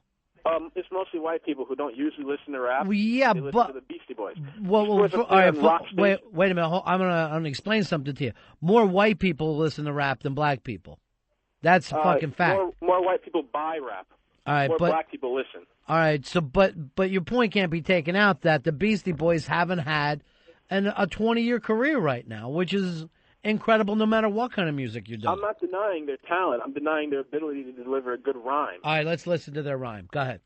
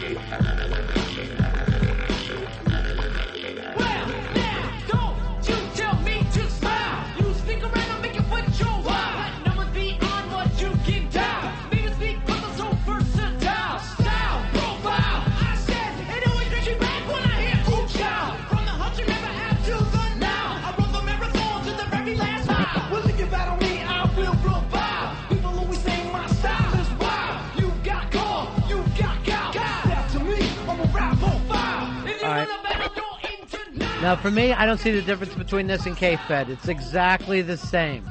You have to have transitions in the hip-hop in order for it to have the technical aspects for to make it a good song. The beat is ill. I'm not going to deny that. I listen to a lot Now, of by music, ill, do you mean good or bad? Thickly. I mean, yeah, kind of good. It's a black thing, right? Oh, I had no idea. But you told me I wasn't black because I listened to Rush. So I don't know. Maybe I'm wrong. Yeah. It's worth checking. Yeah, you've lost everything with me there. Well, Danny, he's got a point. I suppose, but Yeah. I'm still sticking to my guns. All right, sticking to his guns. All right, thanks, Darren. All right. To me, I don't see the difference between this and K-Fed. To me, they're both fantastic. They're both the same exact thing. Well, with K-Fed, as long as the tabloids are going to keep snapping shots, he's going to keep taking shots. Let's listen to it one more time, Earl. Let's just listen to it and see if we because I understand where he's coming from. I like the fact that he's looking at the whole world, not just his own life. He's taking on Brian Gumbel and Us Magazine. Somebody needs to take those two down a peg. Those corporations. Yeah, and I'm wondering why hasn't U2 done this? Why are they waiting? All right, let's take a little listen to the Fed. Dude, this is only for the haters. Gotta give you something proper, man. Science! The media's on me, but they can't hold me. Your boy from the Bay Area, that's the homie. 100 on my neck, so my chest look chromey. I'm real, you don't feel me, then you're phony. Girls say I'm cocky, I think I'm humble. Basically, y'all just talk like Ryan Gump. Word. Soared to the top, y'all shit crumble. Jumped in the rap game, made the shit rumble. Sell 1 million records and watch y'all fumble. Not talking about the boy game, bitch, I'm trouble. Got them stones, nickname Barney Rubble. 20 million on the house, backyard, got a jungle. Big ass pool with a grotto and a tunnel. One look make your head spin like a funnel. Live like a rock star, do what I want to. One snap, girls rush to me on a double. Ask around, I'm the dude that they stuck to. Paparazzi, 2 words. Fuck you! They snap shots, so I'ma take shots. But believe mine coming up out of the black block. Didn't think I could rap. Bitch, take that. Crazy ass white boy Fresno on my back like that. Yeah. Motherfuckers thought that Popo's down was this shit, man. No! Hell no. This the real shit. I threw you a curveball, fool, and y'all motherfuckers are striking out right now. Haters, pick your toenails, ha. And you magazine motherfuckers too can all kiss a dick. Us weekly, I'll shout every one of you bitches out. All your shit is fake. I love my kids, motherfucker. I love my wife too. So you know what you can do? Grab your socks and don't burn. Yeah. All right, we'll do a review. What do you think of it, Fez? I think it stinks. Here's my review. Word to your moms, he's throwing bombs. That is my review right now, and I'm leaving it out there. I'm waiting. How long till we find out this was a second curveball? That this again was fake? I hope I haven't fallen for this one, because I also love Popo Zizio. All right, let me talk to somebody really from the hip-hop community. Let's go to Bronx Johnny. Give him a mic, send him in here. Bronx Johnny, how you doing, buddy? Now, Bronx Johnny, you dress like you're ready for the whole revolution to come down. Yeah, boss. Yeah. You're, wait for your mic to pop on. You're at the point right now where you looks like you're going to stop traffic in the LA freeways. Probably. What do you think of that song? I really want to cut that motherfucker. That shit was garbage, All right, so you not only, it's not so much that you don't like it, you want to physically hurt him. Oh, yeah, that shit was awful, man. All right, now how can you tell the difference between a good rap song and a bad? To me, they sound exactly the same. Basically, you got to live what you rapping about, man. Yeah. I think he grew up in the burbs or some shit. But he is talking about Us Magazine following him and the fact that he's got a grotto. Yeah. So I give him, let me try to speak in a language, props for that because he's singing about his own life. He's keeping it real. Not really. That's like, pardon my French, but that's a real pussy talk right there. Fucking Us Magazine following me around and All shit. right, so you need something a little rougher. Yeah, it's not like fucking cops are stopping them or some shit. All right, who do you listen to? Jay-Z, man. Just all Jay-Z for you? Yeah, I listen to basically anything except that. That was real trash. It's killing the culture, man. Did you get your feelings hurt yesterday when we voted Jay-Z off in terms of... I heard a little bit. I had to tear mine, but you know. I wish I should have let you vote. I should have actually had you take East Side's place because really he was just a one-song pony. He ran that thing the whole way. We need a little more color on the show, Fez. Bronx Johnny brings an awful lot. Sometimes too much. All right, here is Mark. Mark, you're on Ron and Fez. Yeah, I just wanted to say, like, Kevin Federline, just fuck him. He ruined the gorgeous girl. Britney Spears is one that seemed like as one of the hottest girls in the country, and he just turned her into a little fat ass. Well, that's also the pregnancy. You can blame that on the baby, and that's why I hate those baby seals, because I know how that those seals look really nice until they have those babies. And they get seal hips. I don't know why so many people just spend so much time worried about gossip, Fez. Oh, me? I live for it. Why? I'll tell you what, I look forward to the next big juicy tale that I can see in the tabloids and stuff. It does seem like it's been a while. It does seem like we are still dealing with Jennifer Aniston and Brad Pitt and that whole connection. That one, and I guess the Jessica Simpson and Nick Lachey hasn't gone away. That hasn't gone away because it's one of those things where we're waiting to see who each one of them hooks up with. Right. So there's we're still waiting for closure in that gossip tale. Now, would I step on you if I brought up this job offer that they keep talking about with Jessica? No.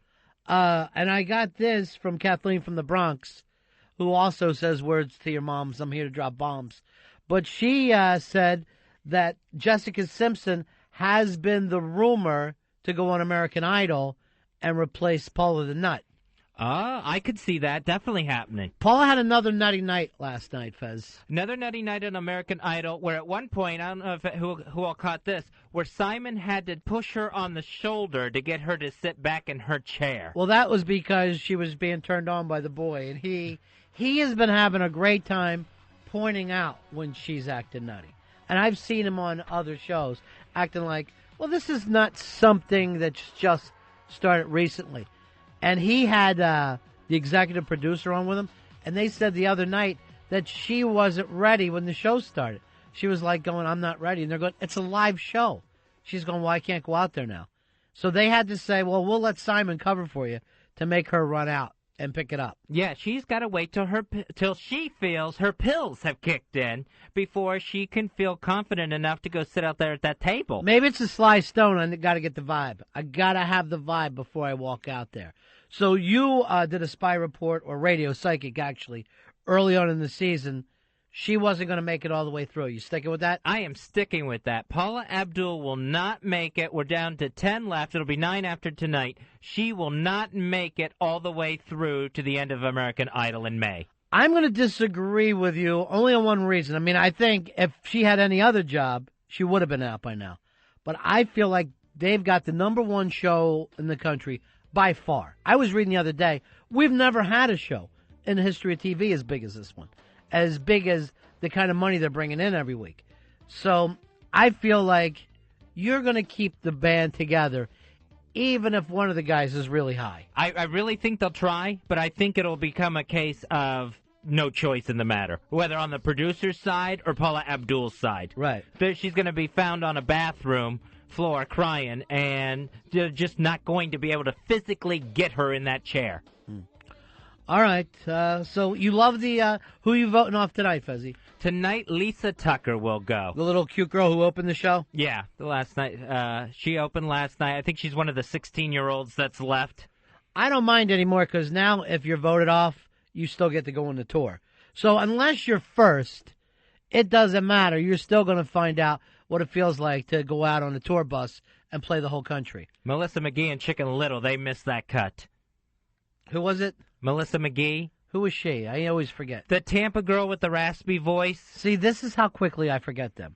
Now, when I was on vacation in Florida, you could go that night that Idol was on. You could go out and watch Idol at a bar in Tampa with Melissa McGee. She's doing gigs, bar gigs already? Yeah, the local Fox affiliate there, Fox 13, had her out on the town. She probably picked up an extra $500-600 that night. Go out and meet Melissa McGee. For the next 9 weeks, there'll be some popularity about her. So you could watch her from the week before. Now, what I love about the gossip is it brings out the cattiness in me, Ronnie. And now a catty moment with Fez. Say, Ronnie. Yes, Fez. Did you hear about Lindsay Lohan wanting to play Wonder Woman in the movies? No, nothing about that. What's her power going to be? Super bulimia? Watch as she deflects sandwiches off of her magic bracelets. Sorry, Lindsay. No one will buy you as Wonder Woman. Except for the part where you spin around at a party and end up out of your clothes. But no one will accept an Amazon who has superhuman strength and yet a smoker's cough. Lindsay, stick with the talking car movies. They're more believable. That was a catty moment with Fez.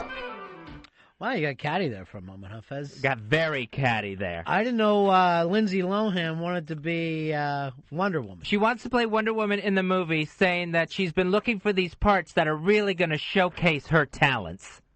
Wow, I had no idea that Wonder Woman would showcase something for people. Apparently she has an invisible jet in real life. Are you burnt out on the comic book movies at all anymore? You know what? I would no, I'm not, because I like V for Vendetta so much. There was a bad run there for a while. Yeah. But V for Vendetta, most people wouldn't even think of as comic booky. You know what I'm saying? Right, they wouldn't realize it. Yeah, where you're talking about Wolverine, you know you're watching a comic book. Most of those people wouldn't pick up on it. Total bad run last year, though, with Elektra and Catwoman, I think, was last year. I didn't even watch either one of those till. Catwoman was so unbelievably bad. I never did see Elektra, but that got totally panned. Yeah, I had Catwoman on, and I did one of those, hey, I'm going to watch it to laugh at it, and couldn't make it through. Much like Glimmer. Remember when that movie Glimmer? Right. Well, who did that? That was Mariah Carey? Yeah, and I'm like, I'm going to watch this as a funny thing with my chick. And then I went, you know what, I can't even laugh at it. That's where they take all the fun out of it. Like Showgirls, you can sit there and have a nice chuckle while you're watching how bad it is. While you're jacking off, let's face it, with Showgirls. Everyone acts like, oh, I watched that for camp purposes. I watch it alone, naked. And now a catty moment with Fez. Say, Ronnie. Yeah, Fez. Did you see where Patricia Heaton may be hosting her own daytime talk show? I missed that one. Didn't she do enough talking on Everybody Loves Raymond? What's this going to be? An hour each day of her bitching about how Ray's not helping out around the house? On TV, everybody loved her husband and can't stand her. She's like the Hillary Clinton of sitcoms. The only way I would watch this show is if she drags out Brad Garrett in chains and then says, I give you Kong. That was a catty moment with Fez. Well, that was pretty catty. Now, I know you're not a Patricia Heaton fan, right? I can't stand her. Why attack Brad Garrett there at the end? What did he do to take your wrath? It was supposed to be about her. I'm not big on the Brad Garrett either. Don't like him either. But No. you do like Raymond? Raymond, I can live with that. It doesn't affect me in any way whatsoever. No. So you weren't a big fan of that whole show? No. Now, this Patricia Heaton show, I heard it's a straight rip-off of The View, that she's not going to do it by herself, but it's going to be one of those gals sitting around talking about gal things. Like sometimes we'll be talking with celebrities, and other times we'll look at breast cancer. That show is going to sound like 4 of the Charlie Brown teachers talking at once. That is all you're going to... It'll be on It'll be on a frequency that humans won't be able to hear. Now, I wonder who's going to end up doing better. Patricia Heaton with her daytime talker, or the Will and Grace supporting actress Megan Mullally with hers. What slot is she getting, do you know? Because I'm always hearing Rachel Ray is going to get Tony Danza's slot. Yeah, that's a good one to get. But I don't see her going to be... I mean, unless she's really doing $40 a day in Austin, I can't get that interested in Rachel Ray. And Megan Mullally, I've seen her host like a couple things. She did the thing with the... She is funny, right? She's funny when she has a script in front of her. When she's doing a comedy writer's lines. But if you watched her when she hosted the lighting of the Christmas tree in Rockefeller Center with Al Roker. Yeah. And then she also, this past week, hosted the TV Land Awards. Yeah. There is nothing there whatsoever. Can you imagine only being funny when you had a script in front of you? Oh, hello, Fez. Hi, Ron. So she does the thing on her feet real good, huh? Exactly, yeah. And I don't think she's going to blend well into the talk show genre. Well, sometimes she'll be talking with celebrities, but other times it'll be issues like breast cancer. I can't go from styles to breast cancer. I don't know how women can look at purses and then the next thing be worrying about breast cancer. You know how they make that transition? Yeah. They sit in different chairs. I will turn off any show as quickly as the word cancer pops up. I can't watch House because they go inside and the show is good until they're in the body looking at cancer, and then I got to get the fuck out. The Jane Pauley daytime talker was like that. There was never anything good on that show. Even when she would try to go with celebrities, it would be about a celebrity's breast cancer. I watched her once and she'd be like this. For 14 years, I suffered from depression. I go, why put that in the past tense? Take a good listen to yourself. You are drab, honey. Now she's a carrier. I felt like it. I felt like I caught depression watching her. And now a catty moment with Fez. Say, Ronnie. Yeah, Fez. Did you hear about Jessica Simpson wanting to adopt? Feels like I'm hearing about a lot of things. Perfect. I'd rather have John Nash from A Beautiful Mind watching the children. This idiot couldn't keep track of Nick Lachey, and now she wants a baby to take care of. Let me guess, Jessica. Somebody saw Angelina Jolie on television and finally got a thought in that blonde melon she calls a head. Personally, I think Jessica's dad, Joe Simpson, is behind this. Jessica and Ashley are getting on in years, and Daddy's getting bored looking at the same old tits. You watch. This kid she adopts will be a pretty young girl who, amazingly enough, can sing, too. This isn't an adoption. It's a talent search for the newest member of the Simpson family singers. Jessica, do yourself and this kid a favor. Forget adoption and do what you do best. Making an ass of yourself in pizza commercials. That was a catty moment with Fez. You know, it's funny you said that. She actually brought up Angelina Jolie's name as saying, she's shown us the way.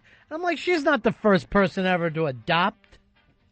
It's like, oh. Bert and Lonnie were on it in the 70s. Joan Crawford did it. So now that she doesn't have her husband, now she's going to bring a kid in to fill that gap. You know what? If I was adopted by Jessica Simpson, and no matter what age, I would still breastfeed. I would still act like I needed to breastfeed. She does seem like someone that's going to bring home like a 14-year-old Mexican girl. No, that would be me, bro. That's the fucking troubles I've had. Why do you think I'm so nice to Bronx Johnny? I'm looking for nieces out of him. Hey, bring him over. I'll let him use the hot tub.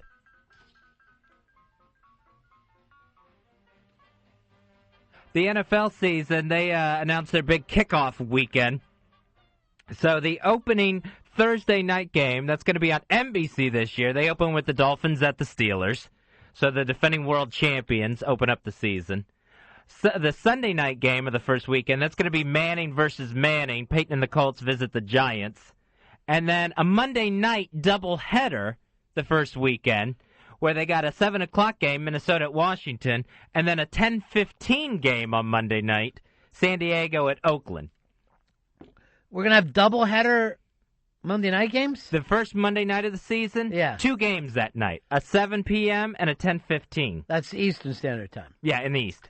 So that'll game will get over 2 o'clock in the morning. Right. Yeah. And then adding a third game for Thanksgiving this year.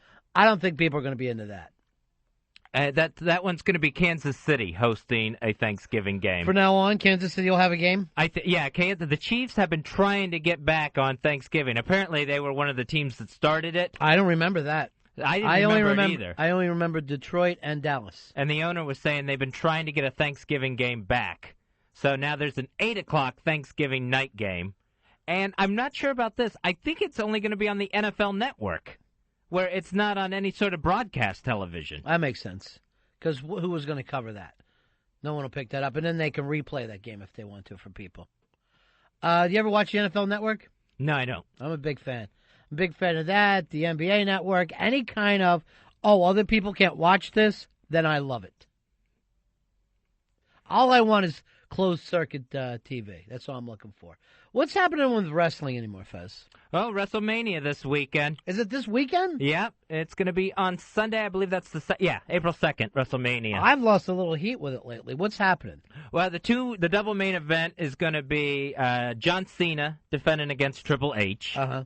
And then the other main event for SmackDown for the other title, that's a 3-way dance with Rey Mysterio Jr., Randy Orton, and Kurt Angle.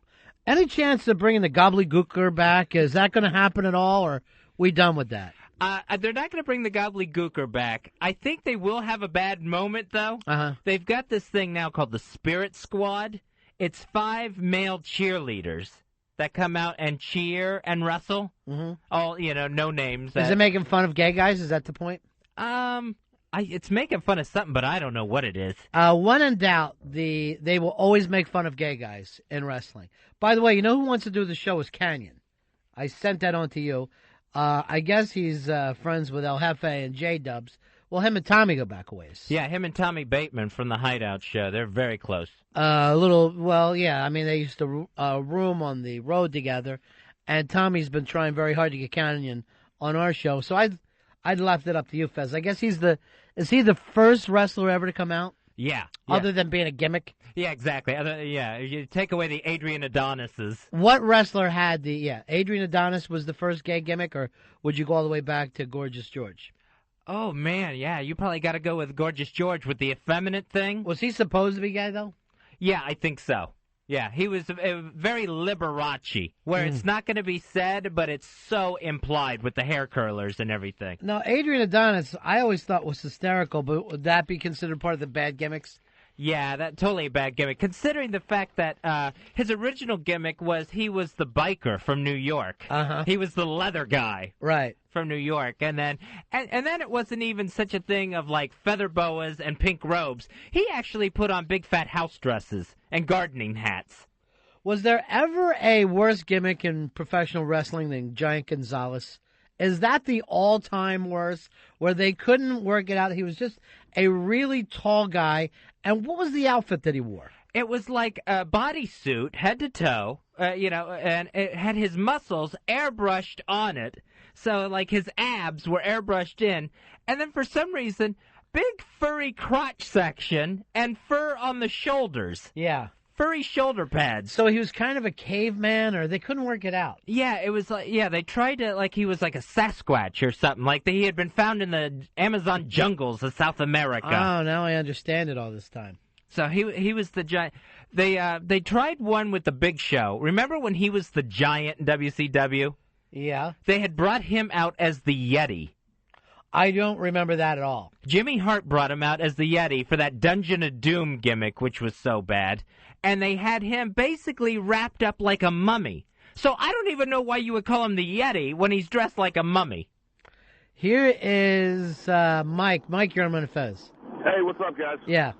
What about, do you remember Gold Dust from way back in the day? I think he had like a dual character where he came out in that like gold jumpsuit leotard. Yeah, here's what happened with Goldust. I don't know if you even remember this, but at first he was supposed to be like a giant Oscar, and then his wife, who was like his manager, was supposed to be like some movie producer, and that whole thing didn't work.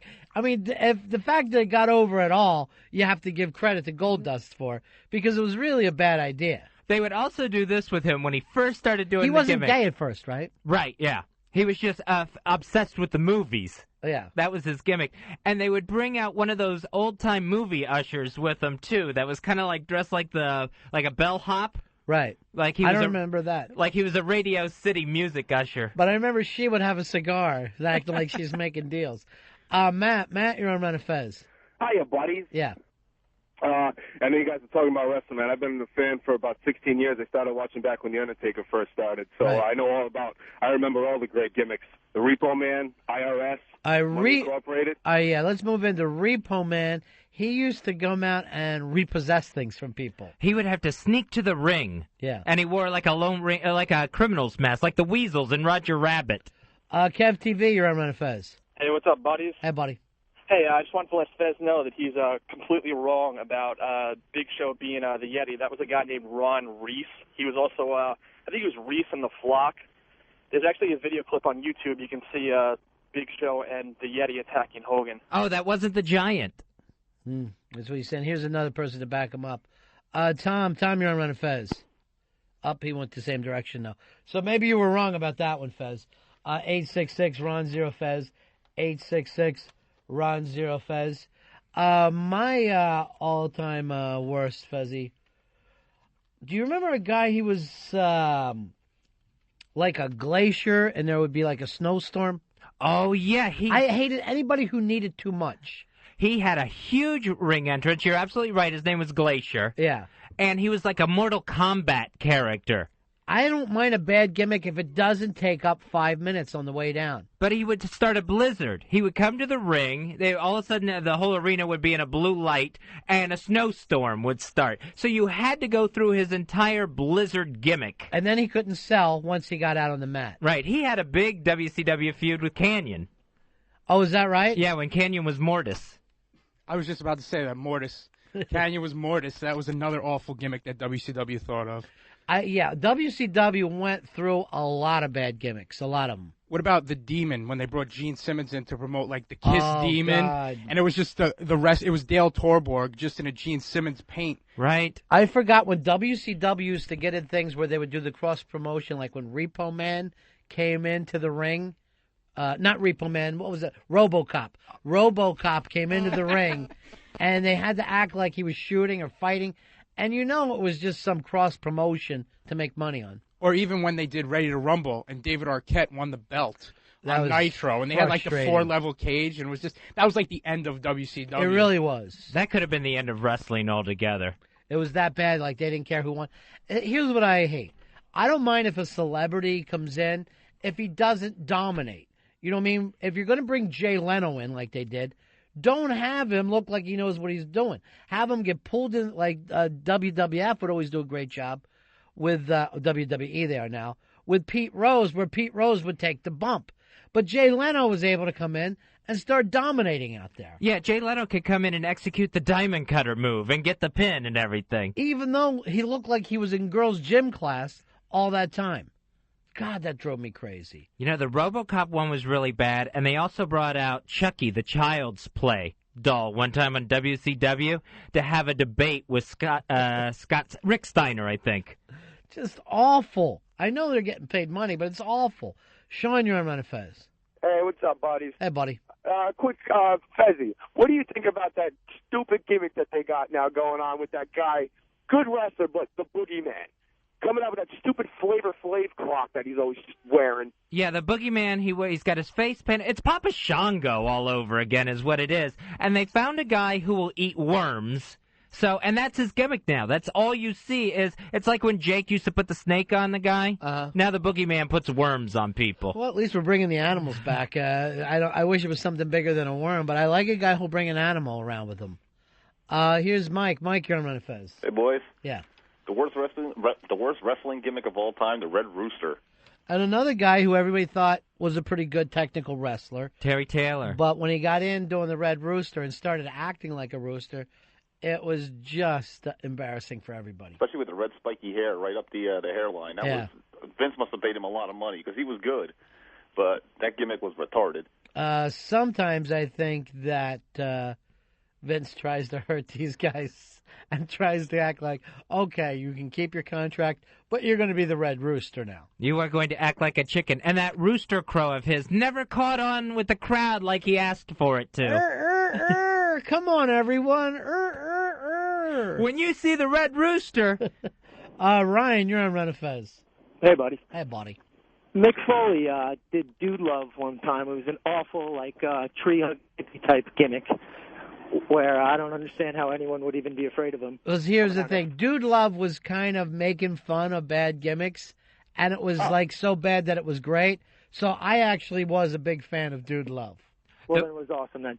The problem with the Dude Love gimmick was Mankind. When Mick Foley was Mankind, he went up on top of a cage, come off the cage, and he was going to tear open his shirt and have the heart painted on his chest because the Dude Love gimmick was supposed to be he'd have this big heart tattoo on his chest. Right. Well, during the course of that cage match, the heart had worn off, and he tore open his shirt, and there was nothing there. It had all melted off and just this big red stain on his chest.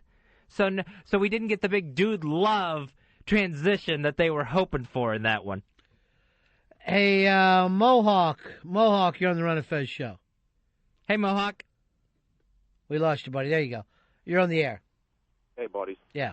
I don't know if you remember Goldust. It's a credit to his talent that he went from being, the Oscar gimmick to the half a fag gimmick to then he got that violent case of Tourette's somehow and would just start screaming random shit in the middle of matches as he's beating somebody. I was always entertained by that guy. I thought whatever he did, he would sell it 100%. Remember where he would just steal other people's gimmicks for a while, too? Oh, yeah, he's just coming out as old wrestlers or current wrestlers. I've always been just a mark for anybody who does an homage to somebody else's gimmick. It always cracks me up.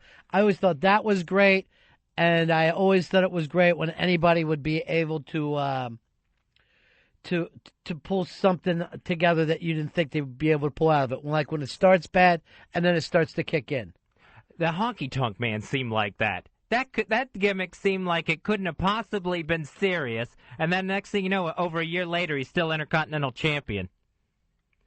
I always like it when, like the Legion of Doom.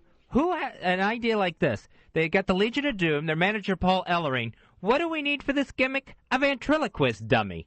Rocco, the ventriloquist dummy who would ride on the front of their motorcycles. Now, at what meeting does everyone sit around and think Rocco the dummy is going to be a good idea, so much that it actually gets approved and starts showing up on television and pay-per-views? Another bad one. Remember this one? Mantar? He was the guy who was half bull, half man. Yeah. Fez, we got somebody on the line right now that wants to talk to you because he has become famous as this character. Just give us the catchphrase, Earl. It's still real to me, damn it. And play the whole piece all the way through. Next question, Jeff. Where are you? Right there. Yeah. I just want to thank each and every one of y'all for all you've done to your bodies. It's still real to me, damn it. I mean, thank you. Take it easy, man. Thank y'all guys. You're awesome. Thank you so much, Mr. Funk, for saying what needed to be said. I don't want to see another one of these. Well, thank you. So that was Dave Wills. And we've got him on the line right now. We'll take a listen to him. How you doing, Dave? Some things you'll never live down, and that's one of them I'll never live down. What exactly brought on that whole Sure, thing? I'll be happy to. Thanks for having me. Real big fans of the Ron and Fez show, too. Thank you. It took place in late November 2005 down in Spartanburg, South Carolina. They had a tribute to Starcade show in the Southeast, in North Carolina and South Carolina. They're doing a lot of the legend shows with a lot of the stars from the 80s and 90s still being used on those. And it was a meet and greet they had that day with a lot of the stars from the NWA Jim Crockett era. And they had a question-and-answer session in the afternoon with Terry Funk, the Midnight Express, Dennis Condrey, and Bobby Eaton. Jim Cornette and Bill Apter was hosting it. That was the week of the death of Eddie Guerrero, and it also was a situation where I came in there. I drove it from Atlanta to Spartanburg, and I wanted to see, some of the legends I grew up watching. Of course, Harley Race was going to be there, the Midnight X, many different folks were going to be there. And I wanted to, meet and greet and shake hands and get, a few things autographed and pictures and stuff like that, just something. Right. And as I was pulling in and waiting in line to enter the Coliseum, Mr. Harley Race was getting out of his car, and he was having somewhat of a rough time because of all the years of bumps and bruises he's taken in the sport and all these hard rings and all, and touring and the schedule and all that other stuff. So he's not walking very well at all anymore. He was moving pretty slow, and then I saw Terry Funk, and he was moving fairly slow. And the Midnight Express, they're still fantastic in terms of psychology and all. But, I mean, Dennis and Bobby, the years are taking a toll. You just can't do that to your body and expect to still be, in prime physical condition to go out there and continue doing it some more. The body has a finite lifespan. So I saw that. Jim Cornette, of course, had knee problems as well. He's just awesome. I just was sorry to meet him again as well. But getting back to where we were at, I saw that. I tried to put it out of my mind. I wanted to have some fun. I got to meet the Barbarian. I got to meet Jerry Lawler. I got to meet Jimmy Hart, the Boogie Woogie Man, Jimmy Valiant. I got to meet all them. We sat there for this question and answer session. Pardon me. He's getting joked up again. Sure, I understand him. I am too. But here's the thing. During the question and answer, they said, who's your favorite match? Or who would be your favorite opponent? And they made the comment, well, everybody named something. And then Terry Funk said, I'd like to have one more match with Eddie Guerrero. Now, it had been the week when Eddie Guerrero had passed away, and the night before, Nick Dinsmore, or Eugene, had been taken off the road for the pain pill thing in Europe. So that was on my mind as well. And he said, Funk also said that we, speaking of to the panel on the stage, he said we as wrestlers and people who have came up need to go out and try to steer the next generation away from some of these demons and influences that can hurt them, like what happened in Guerrero's life. He said if you look in any major city, they have a crack house. He said Spartanburg, South Carolina, where we were at that day, has a crack house. If you looked in police records and newspaper reports and stuff over the past 5 years and saw the number of deaths that happened as a result of that crack house, it would probably be less than professional wrestling had had. So he had said that, and that got me thinking. And I thought back to the days of ECW when Mick Foley, Cactus Jack, had done his interviews saying, y'all talk about hardcore fans. You talk about how, we like hardcore wrestling. He goes, Ray Stevens was the original hardcore.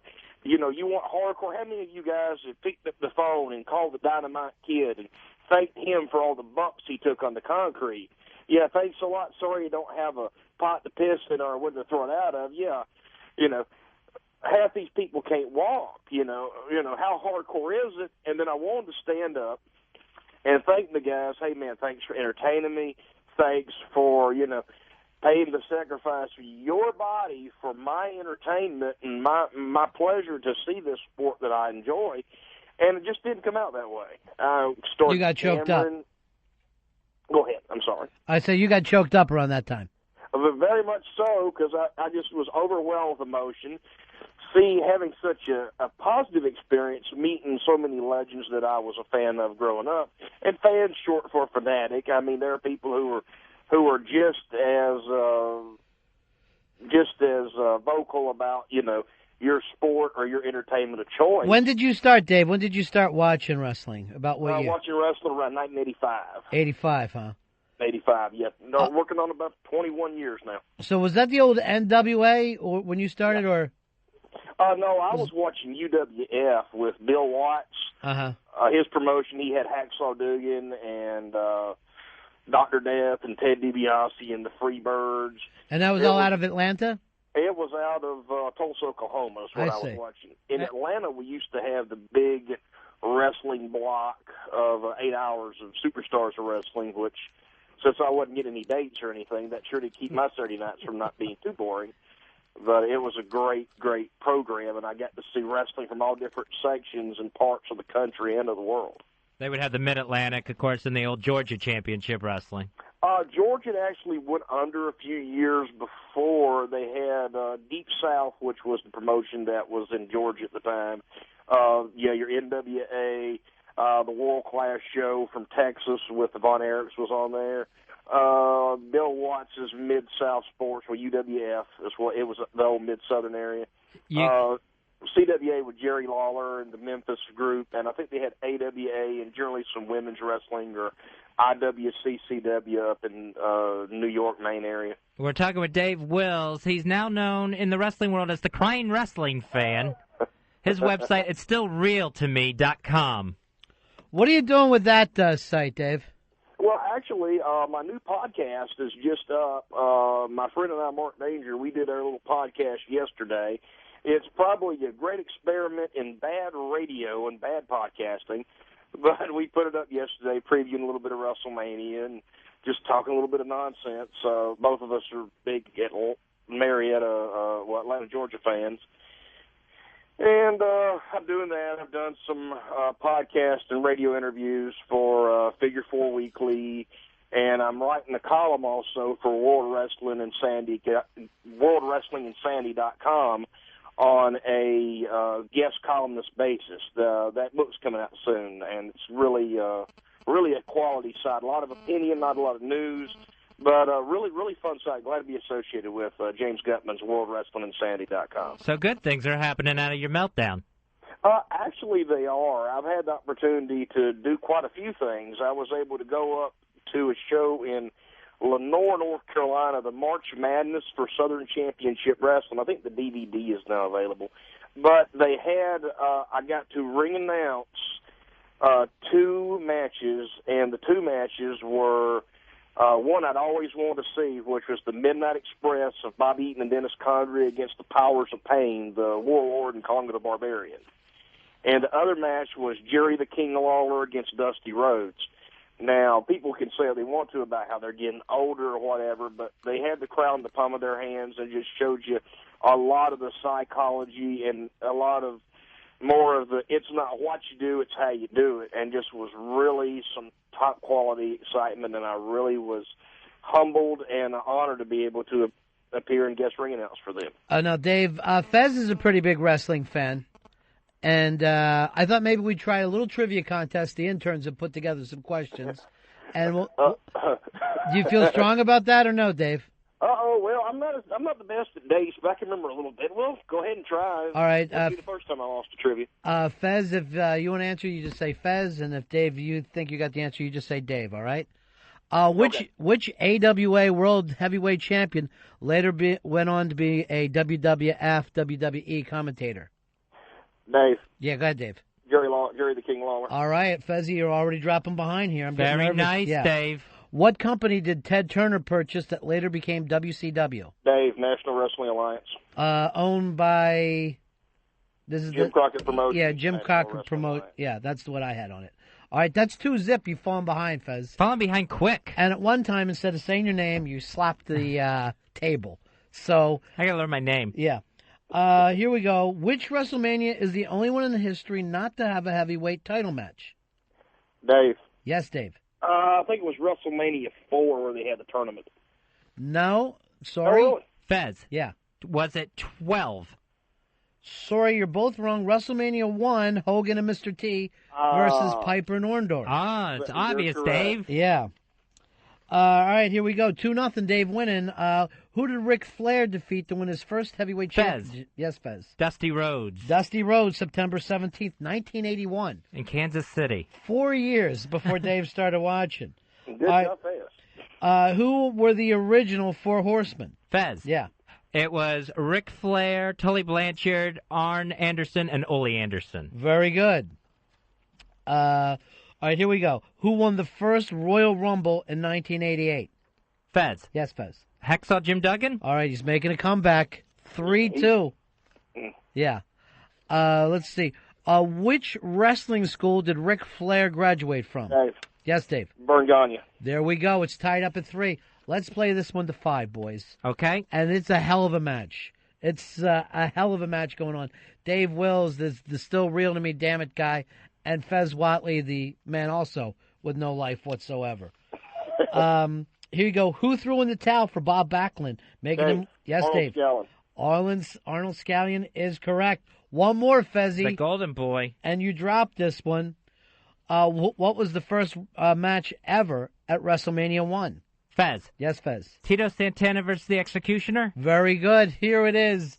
Going right down to the end like any really good match. This is it. What wrestler's stepfather died in the ring during a match in 1970? Fez. Yes, Fez. Ted DiBiase. The $1 Million Man. Fez pulls it out. Way to go, Fez. Dave, you had him on the ropes there. Anything you want to promote, Dave? Not really. I really appreciate you having me on the show. If they want to go to my website, www.itsstillrealtome.com, that's great. Right. I'm on WorldWrestlingInsanity.com as a guest columnist, and I really do appreciate you guys having me on. All right, buddy. We'll talk to you later. Thanks so much, bud. See you. Thank you, Dave Wills. It's stillrealtome.com. Wow, Fezzy, I was so nervous. I never saw anybody take you that far. Yeah, that was scary. 2 right out of the get. 2 out of the get. Number 1, you went and slapped the table instead of saying your name. But then you came back 3-2, and I'm like, well, it's over. Here's the real Fez. And he picks up the next 2. I was fucking dying over here. We're about at a time limit draw there. I was getting very, very nervous. It's like seeing Terry Smith get beat up. It's just something I never experienced before. Smitty, no! All right, we'll take a break. We're right back. Ron and Fez Show. Ron Bennington, Fez Whatley, The Ron and Fez Show. XM 202.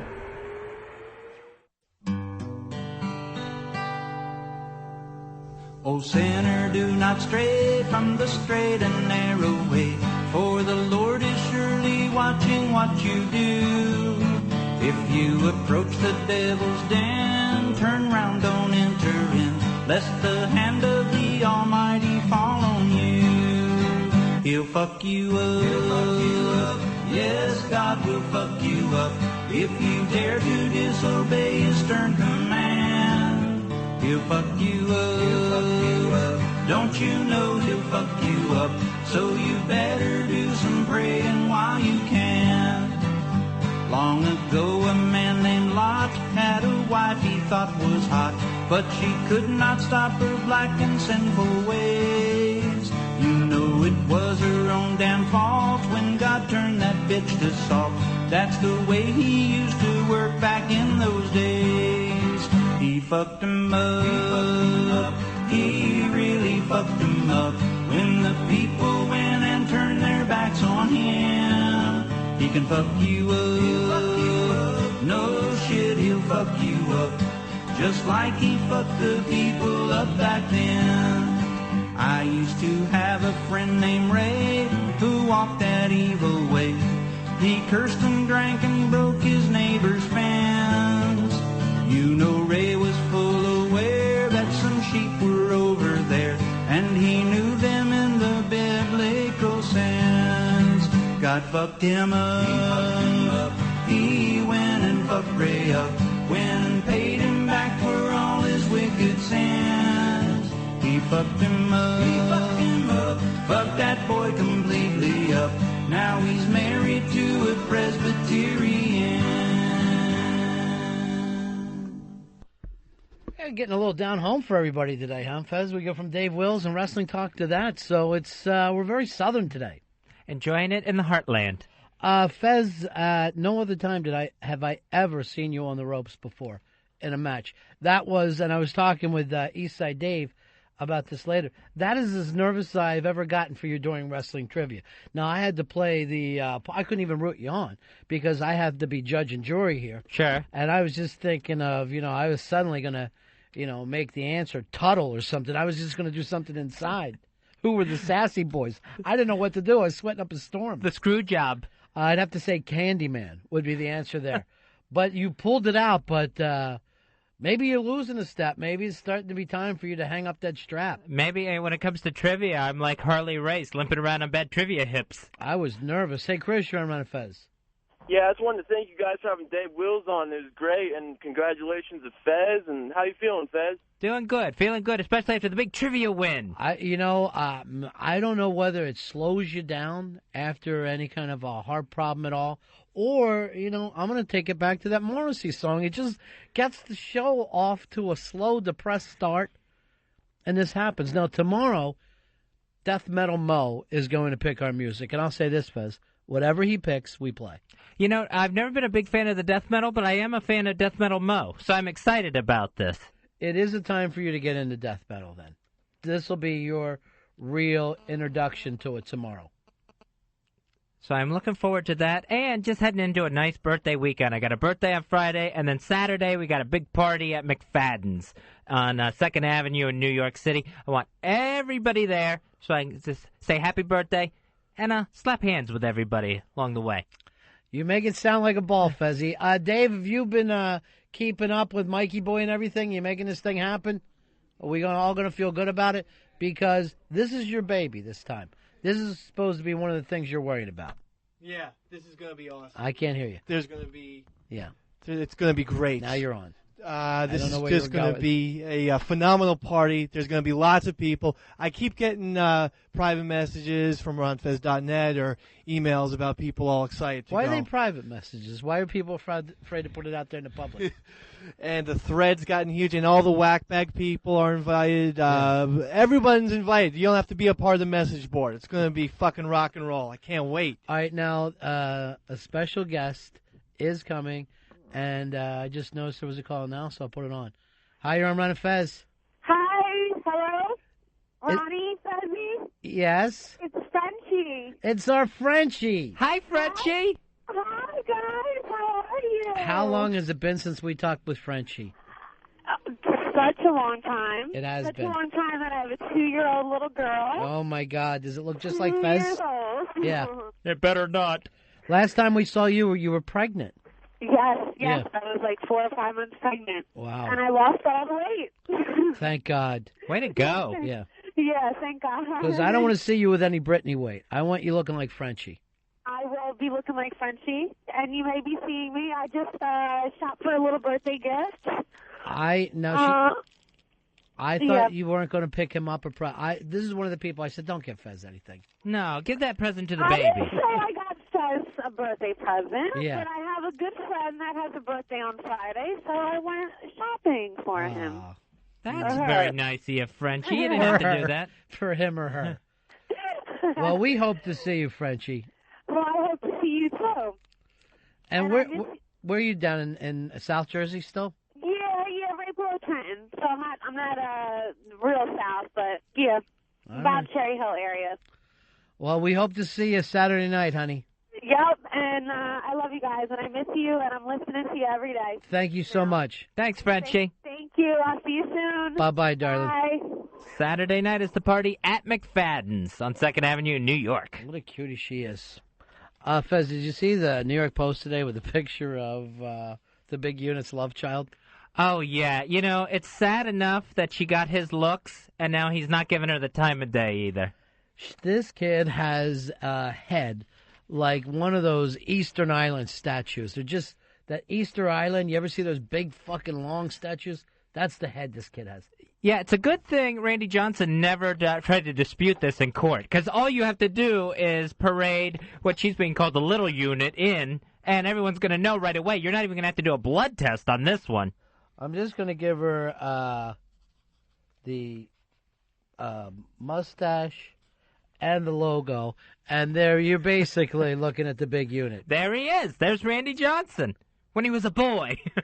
Now, you know, I would say awkward stage, but, you know, Priscilla Presley has a granddaughter who's the same age and looks fantastic. That's a stage you don't come off of, Ronnie, that awkward stage with her. You don't grow out of that one. Just like the Big Unit still in his awkward years. Still all gangly. 40. Just a lot of teeth and all long-armed. Hey, Dave, could you come over and look at this computer for me? It pops off every once in a while. I just don't want to leave it up as the show goes on. Scarlett Johansson, she has been named the sexiest woman in the world, according to the 100 sexiest women in the world on FHM magazine. So 100 women voted, and they came up with Scarlett Johansson. She is the #1 sexiest woman in the world. There's 99 behind her of celebrities. Now, this would be a big deal if these magazines didn't put out a list every single week. That's my problem with it. Yeah, she may be completely in the top, down to number 20 in next week's list. What do you think, though? I have no problem with her going in at #1. I mean, there's a lot of people that could win, but I don't think it ruins a list to see her as first. I can definitely see it. I probably would have gone with Eva Longoria. She seems to be the new sex kitten now. She is gorgeous. I'm not turning that down. Let me check with Dave. Dave, if you had to, if you only got to pick Eva Longoria, or who was the other one? Scarlett Johansson. Scarlett Johansson, who's really just got a rockin' body. Which one would you pick? I have to go Scarlett. I love that, like, really, I have never been in the sun type of thing. I guess I can identify it. You know, we both would get killed by the sun's rays and everything. So like you that. want to sleep with a woman who has the same skin as you? Sort of, what and you're make saying. really pale babies. All right, let me go for you, Earl. Earl, Eva Longoria or Scarlett Johansson? I'd go with Scarlett. Yeah. Just those lips and great body. Yeah, see, that's the thing about her. Like, it's not just looks. There's a little something going on in that mind, a little bad girl, a little sexy girl thing that works in a big, big way. Although, when I see any of these lists, it's very rare for me to act like somebody doesn't deserve to win. I normally don't fight it very much. 866-RON-0-FEZ, 866-RON-0-FEZ. And it's not like we have one definitive member. You know what I mean? Like, it's not the Marilyn Monroe age. Like, you brought up Bridget Bardot, Fezzy. At one time, she would have won every list that was out there. I don't know if we just have that one chick now that has 100% of the vote. Bronx Johnny wants to add something to this. Johnny, who is it for you? Who's your fantasy woman? Come on in, Guerra. Who? Vita Guerra? Hold on, wait. All right, let me see her. What's the story on her? Did he say Vita Scarolitis? Vita Guerra. Where do you know her from? Is this a girl from your neighborhood? No, I wish. Yeah. No, she's in a lot of magazines. They got a couple nude pictures. I couldn't get those, though. Got to pay for those. Oh, she's got a big ass. Yeah, twice. She got butt of the month twice. Well, she deserves it. I can't fight that one. Now, is this a Latin chick? Yes, she's Cuban. The Latin chicks are getting more and more popular. The Brazilian girls. All right, this thing you gave me, there's no English even in it. I've got to be able to look at the pictures. That's what I do. I've got to know. Look at the size of the ass on this girl. It's unbelievable. Let me check Where this did Cuban out. girls get that Cuban booty? Why is the Cuban ass so big? It's the raft ride, I think. I don't know. You know who you would like, Bronx Johnny? A girl I know named Mandisa. You would enjoy her company. Mandisa's got a hippo ass. I was looking at her last night. I actually yelled at the TV, honey, wear a dress. Don't get caught up in jeans. They've got to quit putting her in that much denim. Oh, that was the other thing when Paula goes, she was like, I always sing this song in church. I'm going to sing it now. And Paula goes, there's a new church, the Church of Mandisa. And you don't say that to a black woman. You don't act like to a black woman, you're better than Christ herself. As they degrade her worship. Yeah, that didn't help out at all. I had never heard of this woman before. Vita Guerra. I'm a big fan of this big-ass chick. Send me all the stuff you can to her. Send it to Ron and Fez at AOL.com. I'll try my best. Yeah. And if there's anything in English, I'd be happy to, just so I can communicate. Oh, Mars is coming up with pictures. Nice work, Mars. The ass is unbelievable. The ass is the size of Rhode Island. It really is a state ass.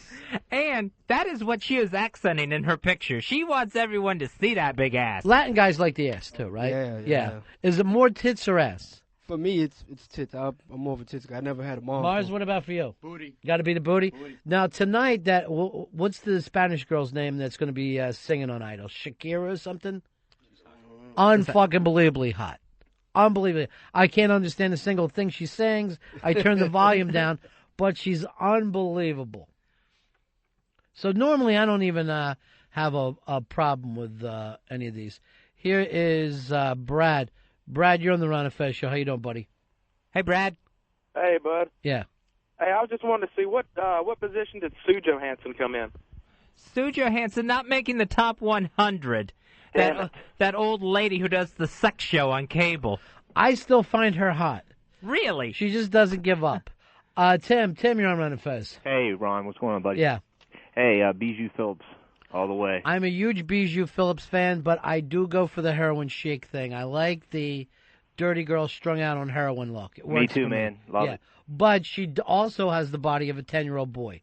That's well, move her up the ranks. That's the deal that you're looking for there. Yeah, Fuzzy, there's plenty of girls you could get into as long as you disregard the naughty bits. Matt, you're on Ron and Fez. How are you, buddy? Hey, what's going on, guys? I'm just Ric Flair Fez. What can we do for you? I was wondering, you were talking about Britney Spears and the baby weight a little bit ago. I was wondering if you guys had seen the picture of some kind of sculpture that somebody did for an art gallery or something like that. Yeah. Britney Spears on all fours, on a bearskin rug, holding the ears of the bear, I think, and the crown of the baby's head shooting out the back of her. Yeah, she was basically giving birth from all fours, and the whole thing was supposed to be a pro-life statue. So have you seen this, Fez? I saw this online. To me, it really didn't look all that much like Britney Spears. All right, here comes Danny. He is bringing in the asses of his favorites. Who is this girl? This is a girl named Kira Augustina. Look at the size of this. This is a Mandingo ass from last night. It's a big, giant bubble ass that looks like it's put on upside down on her body. It's humongous. Though you also Latin, Danny? No. Is that where you pick up on this? No, I don't know where I get it from, but... But you like an ass that big? Absolutely. Yeah. That's the way to go. That is the ass of a 400-pound woman. Now, what does she know? I haven't seen her face in any of these. Well, you know what she did? This was a girl who was making the rounds on the internet, and basically she was doing like these little striptease videos until they got huge. Mara's bringing it. We are in a world of butt fetishes here. Is this her? Courtney Black. Again, all our guys here at XM like a woman with a 200-pound ass. The ass is as big as the rest of her. Yeah. So all you guys have been into that since an early age? Yeah, I've always done it. Always. I mean, tits is nice, but you could be flat-chested. You got an ass like that, I'm yours. You know what? You might be into a guy. After a while, what you might find out is that you like a guy's ass. Either a guy or the Liberty Bell. Here is Scott. Scott, you're on Ron and Fez. What's up, buddy? Yeah. Listen, first of all, Vita Guerrero, the first big-ass girl you're talking about. Yeah. Number one, she's got incredible cell phone pics on the internet. And number two, Jeremy Shockey already ruined her, dude, so that goes right out the window. All right, Jeremy Shockey is going to get some big-ass women for himself. He's doing well in the world. Send any of these pictures to Ron and Fez at AOL.com. I want to check it out. Now, Fez, we're talking about the big-ass thing. I almost called it a fetish, but that got me wondering, is it a fetish if it's about the ass? I think it's a fetish. Why would it be a fetish? I think because it's a very specific thing about a woman. But the one you're supposed to be attracted to. You are supposed to be attracted to breast, ass, vagina, right? Right. So if you are, how then would that be a fetish? Let me check over with Earl. Earl, break this up for us. Fez and I find ourselves in the corner, just sitting here locked up. We need a ref to stop in. How do you feel about it? Fetish or no fetish? No, not at all. Not a fetish if it's about the ass. It's just a specific preference, but I don't see it as a fetish. But what if it's overly large? Right, Pitsy went the opposite. He brought the smallest ass he could find out there. Tiny. No, Yeah. I was cruising the internet for porn last night, and Uh-huh. I found this chick. Her name is Maria Rito. She's from Mexico. Uh-huh. I just thought she was beautiful, but I like her ass. You know, that's the ass I'll lick. You know, that's a beautiful ass. You like a smaller one though, or are you more of a big ass guy? My girlfriend's got kind of a big ass, so Yeah. I'm into big asses. I so hope she's listening. My girlfriend has a humongous ass. See, they get very, very nervous when you say they got a big ass, and yet that is what you're looking for. Yeah, I mean, she gets a lot of black guys coming on to her, too. You Is know? that right? Black guys love a big ass. Especially on a white girl. And according to Fez, that's a fetish. I say fetish. Ass fetish. I think so, too, because that's the only thing I really like on a girl, you know? That's my favorite part. All right, what if you said something like this, Fez? Like if somebody says, "Oh, I'm just into Asians," would you think that was a fetish? I would think so, yeah. I disagree. That's a preference. I gotta go. Earl has broken this up for me, where he's just saying preference. Now, if you spend all your time sucking on a toe, that isn't necessarily. Mars is coming up with tons of these. Bringing in Mars. Mars, you. All right, now that is Jeremy Shockey's ass. Oh, stop! Look at the size of this ass. That is a dirigible. And the magazines these guys are going through was Butt Man, where it's just women with humongous asses. It looks like hot air balloons colliding. And you wonder yourself how you get a humongous ass and no tits. You would think one part of the body gets bigger, like that man Diesel last night. I mean, when you look at her, she doesn't have a huge upper body, but the lower body is beyond what you would even consider human proportion. Yeah, you would have to say elephant man disease at that point. It's so exaggerated. Like, I know she can't get into a movie theater seat or a airplane seat. She's just too big.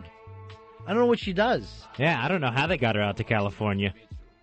Flatbed, I guess. Mike, you're on Ron and Fez. Hey, how you doing? You know, you say ass fetish. It's an ass fetish if the girl's got a fucked up face. If she looks like disgusting and you're into the ass, that's an ass fetish. But if she's cute and she's got a nice ass, then that's a good thing. All right, I see what you're saying. You've lined up with Fez, but what about this? What if you just like the face? If you just like Would that be a fetish, Fez? It's just one part that you focus on. Yeah, I think if it's a singular thing, body part or elsewise, it becomes a fetish. It goes into fetish territory. You're going to have to back that up with some medical proof. Well, psychological proof. You're going to have to find me something about this to make me feel like we are in a den of feti. Because if I look around at the butt men in this joint, I can't believe it. Here is Jack. Jack, you're on Ron and Fez. Hey, Jack. Buddies. Hey, buddy, what's happening? Hey, listen, it's all about balance. Jamie Presley. Fezzy, tell me she's on the list. Jamie Presley, I'm sure on the FHM list. Got to be on there. Yeah, I think she's very beautiful. Something about her personality kind of isn't there for me, though. There's a little bit of stupidity, and I don't know whether she plays it that way. And I'm not saying I wouldn't bang her in a heartbeat, but, I mean, to hang out with her, I think would get a little grating for me. Not to put her down. Here's Carney. Carney, you're on the Ron and Fez show. Carney, how are you, pal? What's up, Carn? Hey, BACM 1369, fellas.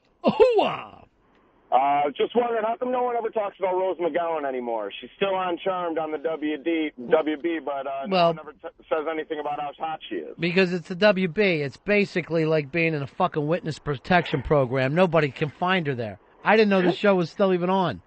I find her to be just a beautiful woman. What do you think, Fezzy? Rose McGowan, very attractive. Yeah. she was tainted for a little bit by Marilyn Manson there, but God knows what he did to her. she God came knows. again. He drug himself all over her. There's no doubt about that. Here's Rob. Rob, you're on Ron and Fez. Hey, buddy. Yeah. Hey, Ronnie, if you like the big ass, you got to check out this girl, Isabella Soprano. She's from the Cat House show on HBO. Mm-hmm.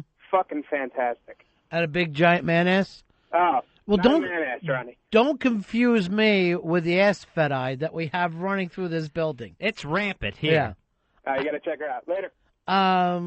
For me, I think if a woman has that attitude, anything can really happen.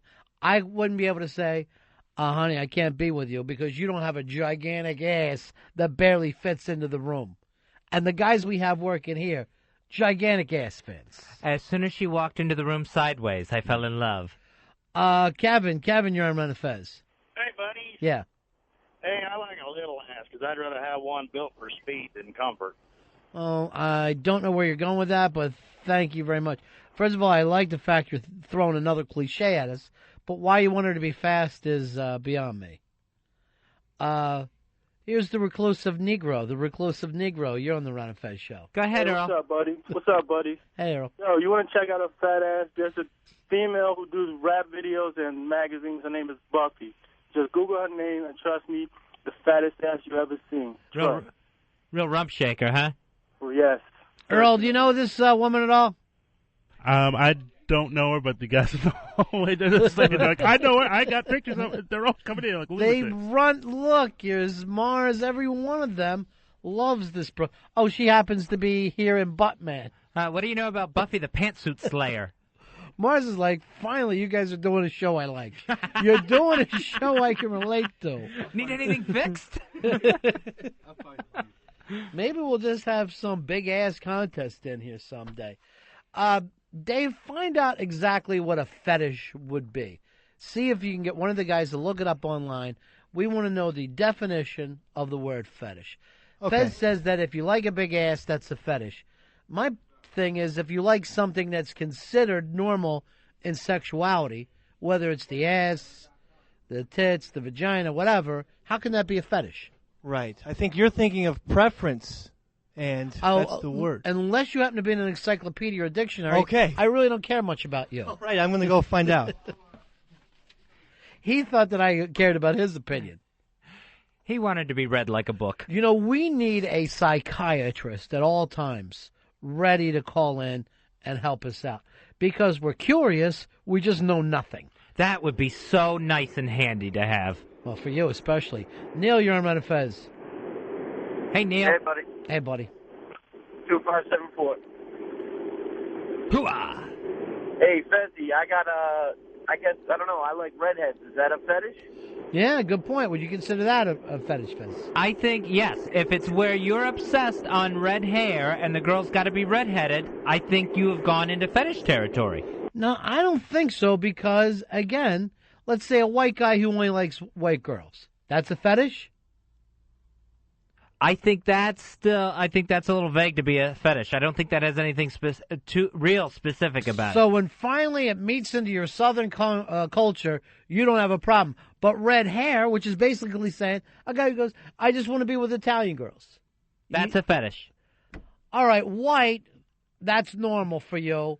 Like an Italian girls, that's a fetish. Like an Asian girls, that's a fetish. Yes. I disagree. Here's Dave. Dave, you're on Ron and Fez. Hey, guys. If you like Asian girls, it's a preference. If you want Asian girls to pee on you, that's a fetish. So so take it another step. Where exactly does the line get crossed? Like you said earlier, you're supposed to like what, ass, tits, whatever on a female. Right. But if the sexual act becomes, I guess, deviant, then it's a fetish. So the word we're looking for is some kind of deviance. Yeah, if you're into getting tied up or tying up or... Do you think it has to be deviant, or is it any specific act is a fetish, whereas anything about a person is not a fetish? Is that what you're trying to say? No, he's saying when you go outside the norm is where he's saying deviance. So as long as it's a norm, the ass, fine. The feet, cuckoo, cuckoo, fat eye, fat eye. All right, let me say they went and picked this up for us online, Fezzy, so we'll try. An object that is believed to have magical spiritual power. That's not it. Something as a material object or non-sexual part of the body that arouses sexual desire and may become necessary for sexual gratification. So, Fezzy, according to this, I was right, you were wrong. The ass, sexual part of the body. Right, it has to be non-sexual, brought into a sexual realm that makes it a fetish. Feet, and then the fucking weirdos that need this and that and the other thing. I need you to walk on Band-Aids or smokers. Where would the red hair fall into, then? That's not like a sexual organ. It's not a sexual organ, but it's part of the personality. All right, sexual fetishism. This didn't even come up till Freud. I had no idea. So he says it's an inanimate object or part of a person's body. Yeah, something you're not supposed to like. So the hair is not, it's not that you want to jack off into the hair. It's like you prefer a woman with red hair or you prefer an Italian woman, an Asian woman. All right, so that's like highlighting the things that you're already seeing sexual about that person. Okay, more or less. I mean, that's the thing that you like. That's what turns you on. Now, does anybody know what fucking turns them on? That's why when people get upset with gay people, I don't understand it because I don't even know. I can't even say, oh, this is why I get turned on by this. Or I don't think most people can. So why would you think a gay person can understand what makes you gay? And they're always asking them that. You know what I mean? Was it the mother? Yeah, how did you become gay? Your mom's so mean? Here is Mark. Mark, you're on Ron and Fez. Hey, what's up, buddy? Yeah. I just wanted to say, like, what's the line is drawn when it makes you go, what the fuck is he thinking about? Like a girl with a strap-on cock or something like that, you know? But that's only for you. You know what I mean? Like, society, I mean, could always be turned off by what you're into. Like, there's guys out there that like big girls, and there's guys that don't. So the guy who doesn't says, what the fuck is wrong with him? There's some people that like petite girls, and other guys that only dig, 6-foot-tall Swedes. So, again, you're asking for other people to define what's right for you. I say, why do it? No, I'm just saying, like, I'm not talking about the actual person. I'm talking about what they're doing. Like, say, like, the girl takes a shit on your chest, and, like, that's a fetish. That's something like, what the fuck? Okay, I understand. I got you. So he's saying to be a fetish, most people have to be turned off by it. Yeah, it has to be so out. A majority of people have to decide it's outside the norm. Yeah, but is that even right to do? Does that even make it a fetish? Because I hate people who act like, I want to do something, but I can't. Right. Just fucking do it. I mean, if you go around that logic, it's like anything outside missionary position is going to seem fetish-like. Well, it is according to the church. Right. The church, the missionary position got its name because the missionaries taught it to the natives. They said, no, what you're doing is wrong. That's the devil's position. Here's the way God wants you to do it, face to face. So people would do that because it was the, quote, right way to do things, not necessarily what they meant. At the same time, the missionaries used to tell people not to jack off, but that never really caught on. Dave, you're on Ron and Fez. My vote, Jessica Alba, by the way.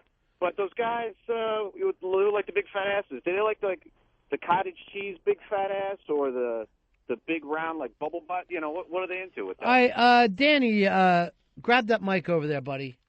Do you want a big cottage cheese ass? Does it matter to you, or do you want her to have a athletic ass? The cottage cheese really isn't going to do it for me. I would prefer a nice, it needs to be smooth, but if it's a big, smooth ass... So it can't be a big perfect. sloppy ass? No. I mean, I'll give a little bit of a cushion there, just like if there's a little bit of flubber going on, it's not necessarily terrible as long as it's still shapely. No, you said you like a really hairy bung, too, right? No, I never said that. You sure? No! Somebody did. No! All right, let's check with Mars. Mars likes I mean, big ass is the wrong word to use. It's a humongous ass. No cottage cheese at all. None at all. None at all. It's got to Has be to smooth. nice, smooth. Do you want a muscle ass, though? A little muscle? Yeah. Sure, I why mean, not? when I see those weightlifting girls, I'm not attracted to that kind of No, ass. not like that. That's but a guy's ass. A nice, in shape butt. Yeah. Remember when Ronnie D used to like that chick, and I always go, "Oh yeah, he's nice." Corey Everson. He used to be so furious. That looks like a beautiful woman. I'm going, "Hey man, whatever you're into." She's a nice guy. And yeah, I forgot who I used to call her too. Oh, Gastineau. I forgot. I said, "You got another date with Gastineau?" Because I thought she looked exactly like him. Oh, he used to be pissed about that. All right, here is Anthony. Anthony, you're on the Ron and Fez show. Hey, what's up, buddies? Yeah. BS292 here. Yeah, I was gonna say the difference between a fetish, like a redhead, could be a fetish or a preference. The difference is a preference is just if you prefer redheads to blondes, and a fetish means that only a redhead could get you sexually aroused. All right, now let me ask you this. There's some guy, only their wife could get them sexually aroused. Like, there's guys that go out and try to cheat, and they get a limp dick because they're so paranoid about being with somebody else. Is that kind of a fetish? I wouldn't think so. I think Because, I guess again, it it could falls be. into the majority. You know what I'm saying? So I don't know if I really think of normal as being too normal. I think people, like, if they're going to answer questions, they're going to attempt to be normal. Now, not our big-ass friends, because all these guys here are comfortable with themselves. But I think that if you would try to ask most people on the street, what do you like, what are you into, I think they would go out of their way to try to guess what they think would be the right answer. Yeah, and they would probably even list things as being not normal that they've tried themselves. That they dig. Not Yeah. even just try, but they're turned on by, particularly if they're in front of other people. Because you'll never have a room full of people, and somebody will, jump up and go, "No, I got to rub my balls on their heels. That's what I need more than anything else." I'm not normal. All right, that went fast for us, Fezzy. That was a good time today. I enjoyed. Well, as long as you're happy, then the rest of us feel like we've done a good show. Tomorrow, Earl has been pulled off the music. You'll be listening to the death metal stylings of Death Metal Mo. I can't wait for that. And, of course, it's McFadden's on Saturday night, 2nd Avenue in New York City. Come join us. Nice big party going on. We'll talk to you soon. It's the Ron and Fez show. See ya.